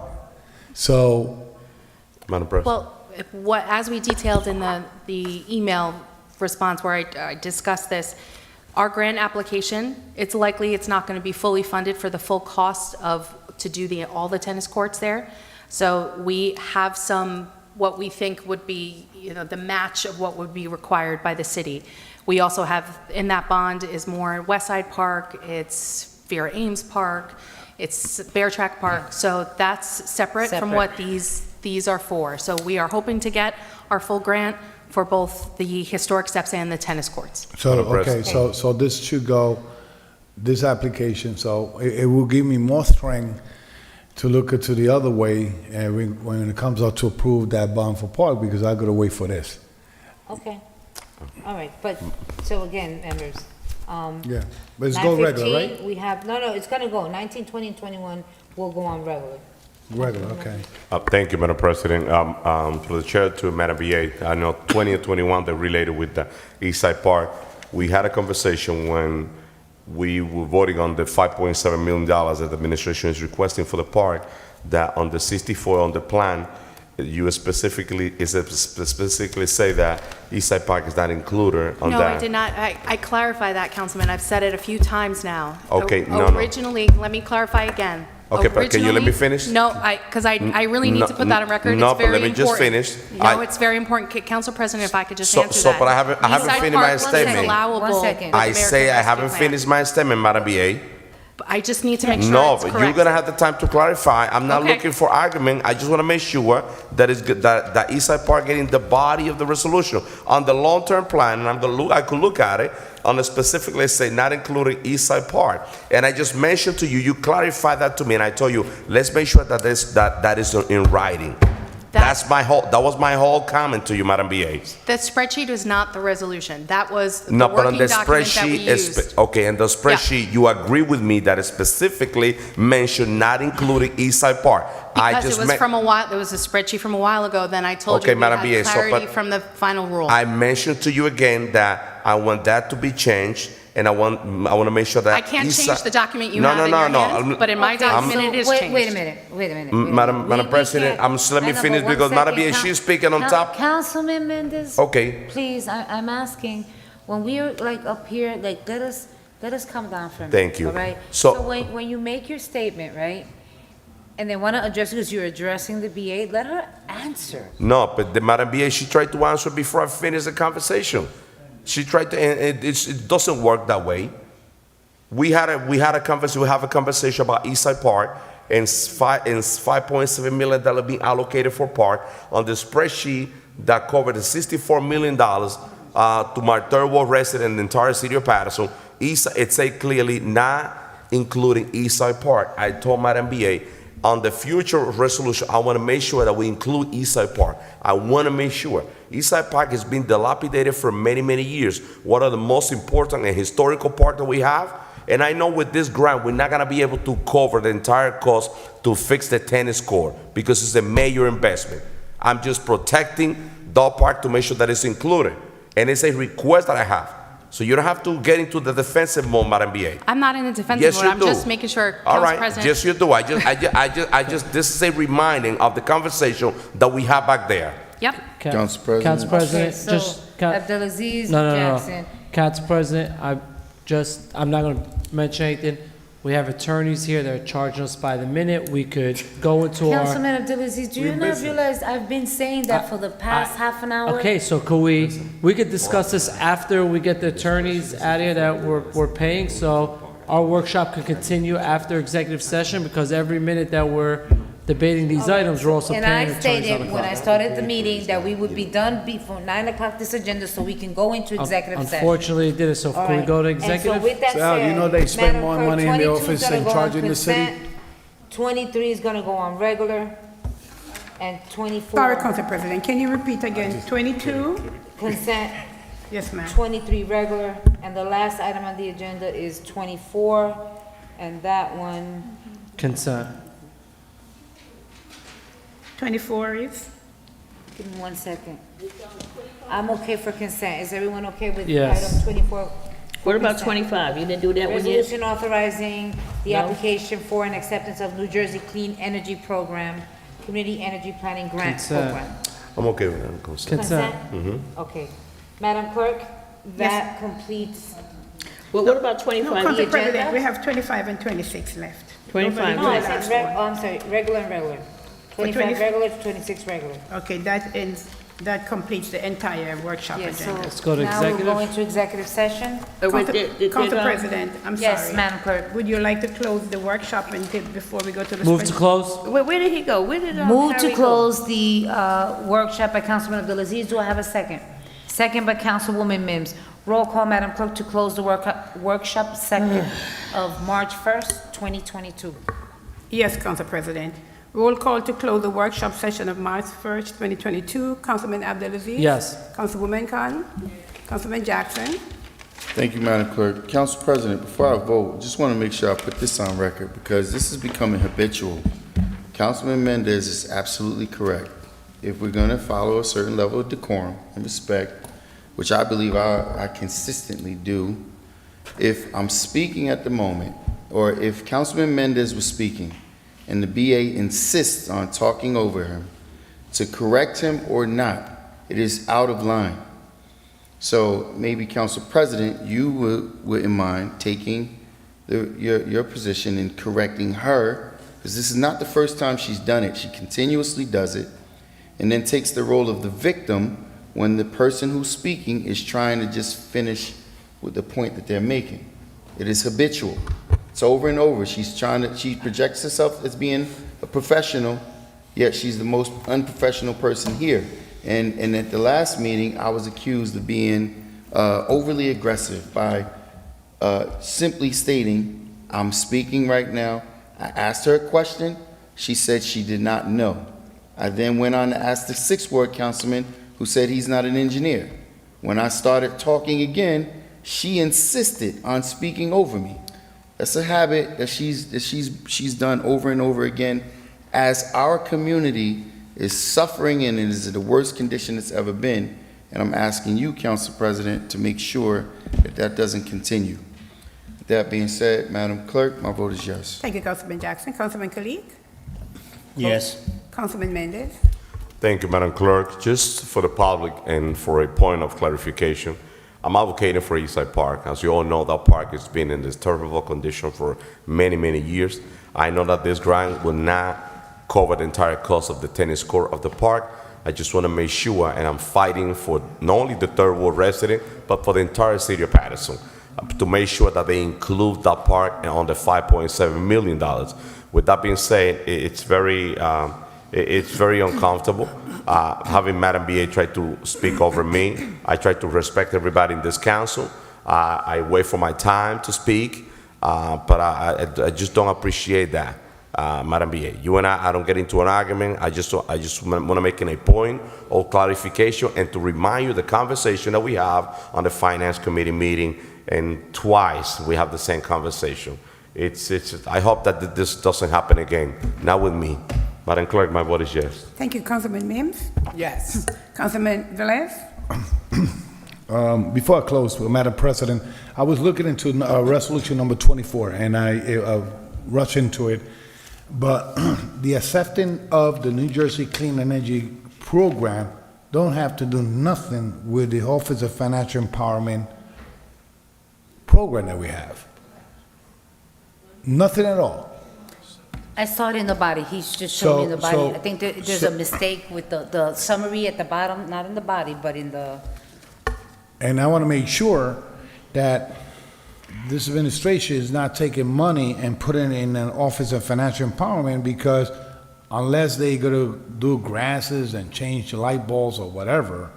But what I want to also keep clear, that this administration is taking the habit to solicitate and accept grant at the same time. What about they come back and say it's a matching grant and we don't want to accept it because it's matching? So, they have to come separate. Soliciting an application. Councilman, I think it's just a mistake, because the one before is, Councilman, just Corporation Council could look at it. It's the verbiage. It's almost like there was a cut and paste done. Yeah, please. That's what it is. So it is two separate things, and they're in the agenda as two separate things. Oh, okay. So I just want to make sure. Yeah. So you are right. You did pick it up, because you pointed it out to me. I don't want to drop the ball. Can we close that's the workshop and go into executive, and then you can... So knowing that our attorneys are here, and I want to clarify this. Our attorney comes here probably 1 or 2 hours, but they charge the city more than that when they are working from the office for the city. So I want to keep that clear. So thank you for coming here. My vote is yes. Thank you, Madam President. Yes, Madam Clerk. Let's go. Yes, Madam Clerk. Thank you, Madam President. The vote is 8 in favor, 1 absent. The workshop session of March 1st, 2022 is hereby closed. We'll now move on to our special scheduled work meeting. Okay, so good evening, everyone. On behalf of the Paterson Municipal Council, I welcome you to the special meeting of the Municipal Council. The meeting is now called to order. Madam Clerk, roll call, please. Yes, Madam President. Roll call for Municipal Council special meeting of March 1st, 2022 at 9 p.m. Councilman Abdelaziz. Yes. Councilwoman Cotton. Councilman Jackson. Here. Councilman Khalid. Here. Councilman Mendez. Yes. Councilman Mims. Yes. Councilman Rivera. Councilman Velez. Yes. Madam President. Present. Thank you. Thank you very much, Madam Clerk. Can you please the statement of compliance for the 48-hour notice and agenda? Yes, Madam President. Meeting covered by 48-hour notice. Notice of the time, date, location, and agenda of this meeting was transmitted to the North Jersey Herald News, The Record, The Arabic Voice, Italian Voice, Passaic County Pulse, Dominicana News, Kiscader International, El Especial, The Paterson Press, the City Post News, and tapped into Paterson in addition to any other publication duly requesting such notices. At or about 11 a.m. on February 23, 2022, such notices were posted on the bulletin board in the offices of the city clerk at City Hall. I'll read the agenda for the special meeting. Pursuant to the Open Public Meetings Act, be advised that the Municipal Council of the City of Paterson has scheduled a special meeting for Tuesday, March 1, 2022 at 9 p.m. to be held in the Council Chambers, 155 Market Street, 3rd floor, City Hall, Paterson, New Jersey, for the purpose of discussing the following matters. Public portion. Resolutions, item number 1, resolution authorizing a municipal council executive or closed session in or adjoining the City Council Chambers, 155 Market Street, to discuss presentation of internal investigation regarding fire motor pool. Law, Resolution 22:121, formal action will be taken.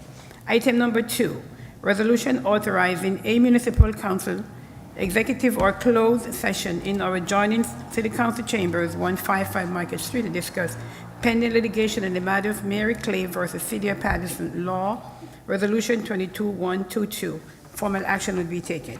Item number 3, resolution authorizing a municipal council executive or closed session in or adjoining City Council Chambers, 155 Market Street, to discuss pending litigation in the matter of Monique Jordan versus City of Paterson. Law, Resolution 22:123, formal action will be taken.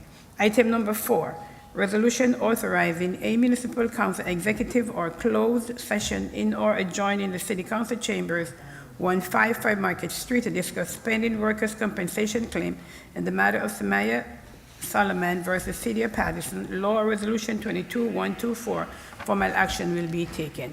Executive session for item number 1, executive or closed session in or adjoining City Council Chambers, 155 Market Street, to discuss presentation of internal investigation regarding fire motor pool. No formal action will be taken.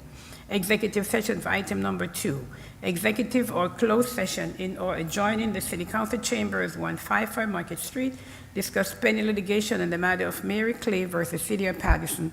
No formal action will be taken. Executive session for item number 3, executive or closed session in or adjoining City Council Chambers, 155 Market Street, to discuss pending litigation in the matter of Monique Jordan versus City of Paterson. No formal action will be taken. Executive session for item number 4, executive or closed session in or adjoining the City Council Chambers, 155 Market Street, to discuss pending workers' compensation claim in the matter of Samaya Solomon versus City of Paterson. No formal action will be taken. Item number 5, resolutions, settlement resolution. For item number 5, resolution authorizing settlement of pending litigation in the matter of Mary Clay versus City of Paterson. Law, Resolution 22:125, formal action will be taken. Item number 6, for settlement, resolution authorizing settlement of pending litigation in the matter of Monique Jordan versus City of Paterson. Law, Resolution 22:126, formal action will be taken. Item number 7, for settlement, resolution authorizing settlement of pending workers' compensation claim in the matter of Samaya Solomon versus City of Paterson. Law, Resolution 22:127, formal action will be taken. Madam President, at this time, would you like us to read items 1 through 4 for the executive sessions? For the Yes, madam. close? Yes, Okay. Madam Clerk. I'm sorry, Madam President, would you like to, Open the public, if it's up to you? Public portion. Public portion is now open. Seeing none, move to close. Seeing none, move to close by Councilwoman Cotton, second by Councilman Abdelaziz. Roll call, Madam Clerk, to close the public portion of the special meeting. Yes, Madam President. Roll call to close the public portion of the special meeting of March 1st, 2022. Councilman Abdelaziz. Yes. Councilwoman Khan. Councilman Jackson. Yes. Councilman Khalid. Yes. Councilman Mendez. Yes. Councilman Mims. Yes. Councilman Velez. Yes. Madam President. Yes. The vote is 8 in favor, 1 absent. The public portion for the special meeting is now closed. I'll continue with items 1 through 4 for executive. Yes, Madam Clerk. Okay. Our next item on the agenda is item 1 through 4. I'll just read those and we just have one vote. Item number 1, resolution authorizing a municipal council executive or closed session in or adjoining the city council chambers, 155 Market Street, discuss presentation of internal investigation regarding motor pool, fire motor pool, law resolution 22-121. Item number 2, resolution authorizing a municipal council executive or closed session in or adjoining city council chambers, 155 Market Street, discuss pending litigation in the matter of Mary Clay versus City of Paterson, law resolution 22-122. Item number 3, resolution authorizing a municipal council executive or closed session in or adjoining city council chambers, 155 Market Street, to discuss pending litigation the matter of Monique Jordan versus City of Paterson, law resolution 22-123. Item number 4, resolution authorizing a municipal council executive or closed session in or adjoining the city council chambers, 155 Market Street, to discuss pending workers' compensation claim in the matter of Samaya Solomon versus City of Paterson, law resolution 22-124. May I have a motion for items 1, 2, 4? Move. Moved by Councilman Velez and second by Councilwoman Cotton and Councilwoman Mims. Roll call, Madam Clerk. And Councilman Mims? Yes. Okay. Mr. President, continue. Roll call. Yes. Roll call on items 1 through 4 for executive session. Councilman Abdelaziz? Yes. Councilman Khan? Yes. Councilman Jackson? Yes. Councilman Mendez? Yes. Councilman Mims? Yes. Councilman Velez? This is the longest roll call I have had in them. My vote is yes.